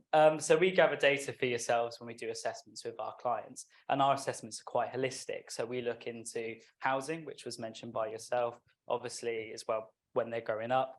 We also cover mental health, because in my line of work, substance use and mental health go hand in hand. They're very highly comorbid, especially in the communities that you mentioned. Again, homelessness, it's major, massive overlap, especially with young people. With myself, the mental health issues that young people experience during lockdown, a lot of undiagnosed ADHD, a lot of young people use substances on the market to help self-medicate for those. So with that in mind, I was very attentive with your PowerPoint and what you were saying, but I didn't see substance use mentioned once in there amongst all the other factors that impact on mental health. So I was just wondering why that was. Was that a mission on purpose? Was that an oversight on whoever made the PowerPoint? Or again, is that something that the government has put forward in your department, that substance use shouldn't be linked to mental health, even though it's very comorbid? Thank you. So as you say, substance misuse and mental health are extremely interlinked. And I think here at OHID and a lot of work we do kind of recognises that and, brings those two subjects together. So particularly within my team, I myself lead on mental health, but other people within my sort of mini team within my team lead on substance misuse as well. And we work closely together, recognising those co-occurring conditions. I think it was in there within the map of influence. Granted, it wasn't something that I pulled out specifically to mention as a kind of giving an indication, and that was probably more an oversight than a deliberate omission. And it's certainly not a reflection of the government's stance on the relationship between substance misuse and mental health, because as you say, they're completely interrelated. And yeah, it probably could have been brought out stronger within the individual aspects around thinking about cost of living challenges, but I suppose it was kind of one of those additional things. The impacts are so broad and the issues are so wide that yeah, it's hard to cover them all in one talk. Cool, thank you for your answer. Steve. Councillor Steve Masters, West Berkshire, but I'm also a trustee of 8 Bills for Mental Health, one of which was featured on the slide. And I'd just like to thank all the speakers from today. It's been extremely insightful, and a big thank you to the work that all those speakers are doing. But to Dr. Rayfield, you talked about parity of esteem, between mental health and physical illness, conditions, treatment, and everything else. That's been spoken about probably for well over a decade now. How optimistic are you that we're going to reach that parity of esteem in my lifetime? I think that's a really great question, and I don't know. I wish I had a magic ball. I think all I can say really on that is that that's something that all of us working within mental health are really striving for and pushing for, and that's something I think across the system people are really looking towards. And I think there have been great improvements made within that. I think we're in a completely different place here now than we were 10, 15 years ago. And I think the major condition strategy presents us with a real opportunity to go further with that. So I think that's a positive step. When we're going to get to a point where they're completely equally considered, I don't know, hopefully sooner rather than later though. Thank you very much. And another question online from Dominic, to remind you, Dominic Bowick, who's executive member for Children and Young People and Education. Now, this is an issue which has been addressed, has been discussed locally. Certainly, health and wellbeing boards looked at it, and it's an issue we are aware of within the system. But I'd be interested if you have one from an OHID perspective, which is waiting times for CAMS. Oh yes, there you go. I knew that would excite you. Yeah. Is there anything we can do to bring those waiting? Because clearly, the longer any individual, whether it's a young person or an adult, has to wait for some, I'm not going to say treatment, but some attention, affects the whole process of their mental well-being. So, observation. No, absolutely. And I fully acknowledge the huge challenges being faced within children and young people's mental health, and particularly within the CAMS services. I would say from an OHID perspective, it doesn't sit within our remit. It sits more within kind of NHS England. So from that point of view, it's difficult to comment. But I think what I would say is that certainly a lot of the work that we do within children and young people's mental health is around focusing on that whole picture and understanding the mild to moderate, thinking about mental health support teams in schools and the provisions that they can provide. And obviously West Berkshire was a trailblazer for that service, all the other kind of opportunities and resources that are there to support people while they're waiting for that, but acknowledging that there's huge challenges within those services and huge challenges for the families waiting for that support. But it's a subject that's well recognised, and lots of people within lots of different organisations are trying to think about different ways, including the kind of retransformation of children's mental health services as well. And there's lots of transformative work happening in that space, but it's not going to change quickly, which I appreciate is a huge source of frustration for all of us that work within the field as well. indeed, and certainly it's a topic of constant conversation at all sorts of levels of local health provision. I'm very well aware of that one. And Martha. Thank you. Martha Vickers. I've already introduced myself, so I don't have to do it again, do I? Yeah, I'd just like to say thank you very much for these last two questions, which I think are really important, and I'm glad they were raised.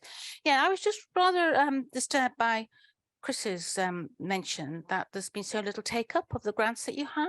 Now this is, and we hear this across, there's money out there and people aren't applying for it. Surely that's lack of knowledge, lack of, is it for me, embarrassment, all sorts of things. Should we be more active, sort of trying to engage with people about, you know, this is for you and this is how you apply, and it's not complicated. I mean, there are places where people get together and they meet, and should we people be going out and doing a bit of outreach? I don't know. Have you got ideas about how are you going to just sit and wait and expect this avalanche to arrive? It might not. You know, it's just a shame that this money is there and it's not being used. Okay. Yeah, we don't sit there and wait. So we do everything from social media, which we're incredibly active on. You know, we did a lot during the pandemic in terms of sort of events on Zoom to keep connected. It's interesting, if you look at the profile of the people that take grants from us, it's a lot of the same people. You know, we know exactly who the organizations are we give grants to. You know, there's a lot of work and analysis done on that. So we don't actually get many applications from new organizations. Because remember, our charitable objects are to support West Berkshire, North Hampshire. So it's quite a defined area. So the people who need money know who we are. They know where we are. They know how to talk to us. I think, you know, the analysis is back to what I said earlier, really, Martha, in that poor costs were generally covered during the pandemic. Perhaps that pressure hasn't been seen yet. Clearly it hasn't, because we've not seen a substantial demand for that. The project work that charities do, they haven't been doing. They've been focused on their core, and the capital applications just aren't happening because, you know, building costs are so high. And because, you know, if you've got a £2 million project, you know, it's not just the trust is going to be there, it's going to be a cacophony of other funders, many of whom are nationally based, who just aren't there at the moment to support those. So I don't think, there's some of the reasons why, you know, but we're not sitting there idly to do that. You know, we're reaching out, but to say we know exactly who the people are who take the money from us. You know, we call them serial sort of, you know, grant applicants, because that's what they are, you know, and we're quite happy with that. And, you know, we spend a lot of time focused on them and getting to know them and working with them. But I think, you know, this is specific perhaps to cost of living, not that many applications, not truly for cost of living. There was other things mixed in, perhaps with core costs, but certainly that graph that I showed, you know, from 20 to 21 to 22, there's been a substantial reduction in terms of the number of applications. Yeah, it's the same organizations because we're operating in the same pool. Nothing's changed in that regard. Thank you. That's one of the benefits of being here today, you know, to make that message clear as well. And here. Hi, a question for Dr. Rayfield. I'm Claire Jones and I'm a mental health first aid trainer.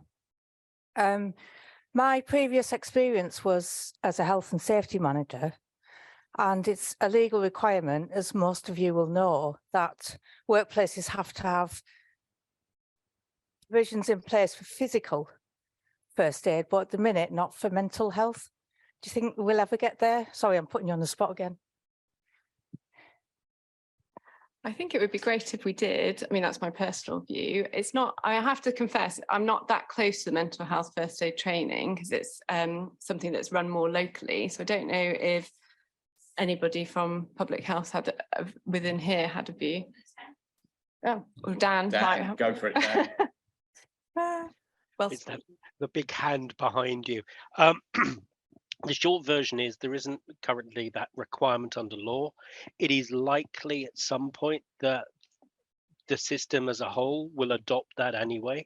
When you look at the very significant escalation of the take-up of mental health and support offers, both in occupational health, but across a very, very wide range of businesses, small, medium, large, mental health and well-being is closer to the core functions of that sort of health support that we are now requiring from employers. From a worker's point of view, from an employer's point of view, it makes sense. And just as if you think back to the history of occupational health, it was quite an unusual thing to have a sort of a detailed risk assessment or physical health examination in the 1950s and 60s. Really starts escalating in the 1970s and 80s, and there's a lot of legislation, a lot of activity in that space, and it's driven by three things. One is there is an increasing need from the workforce and employers wanting to make sure that their workforce is available for active participation. Two, there are escalating crises in physical health and some significant legislation and litigation in that space. And three, people just start realizing that they can actually shop around for an employee who's going to look after them in that space. The pandemic and its after effects of the different strains and the different approaches to working in virtual or mixed or hybrid environments are all driving that awareness of the mental health and well-being offer from the workforces. Currently, not on a statutory footing, but it's really encouraging to see employers embracing it wholeheartedly. If colleagues are interested in it, it's really worth having a look at Business in the Community, which is an overarching umbrella organisation looking to support mental health and well-being, good practice and best practice toolkits across a wide range of employment and education and training spheres. So really good news for the future on that. I think we as a society, going back to an earlier question there about that parity of esteem issue, we have a generational role here about really understanding the needs to knit together physical and mental health for all of us, not just in the workplace, but in the home, the community at large. Thank you. Thanks, Dan. And over the back there. Hi, I'm Rachel Johnson from the Public Health team. Thanks for that, Dan. I just wanted to come in and say that Mental Health First Aid England recommend around 10% of employees in a workplace to be mentally health first aid trained, and that's something that we're working towards in the council. So I just thought I'd raise that. Thank you. And on that note, I'm going to thank you all for superb timing. I mean, unbelievably good timing. So, ladies and gentlemen, firstly, can I thank the speakers for their presentations? Can I thank you all for coming and those online? We've had over 100 people engaged in this conference, which is absolutely superb. The slide, as I said, the slides will be available and sent out. And any questions that online questions that didn't get answered will get answered, or we will seek to answer them. We'll seek to send them to someone to answer so they're responded to. Anything you've still got to say and do and whatever, the marketplace is going to be carry on for about another half hour. So please do congregate, chat, network. Before you go, we are running two conferences today. We're running this conference this afternoon, and we're running a district parish conference this evening. And two people have basically led the charge to get this thing organised. And you will appreciate the amount of organisation that goes into putting on a conference. So I want to thank Joe Naylor, and for this one, Gordon Oliver.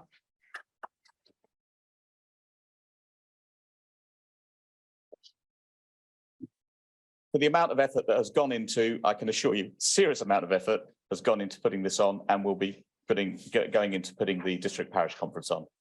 Thank you all. Safe journey. For those who aren't staying, you stay for district parish, join us. But safe journey. Thanks for coming.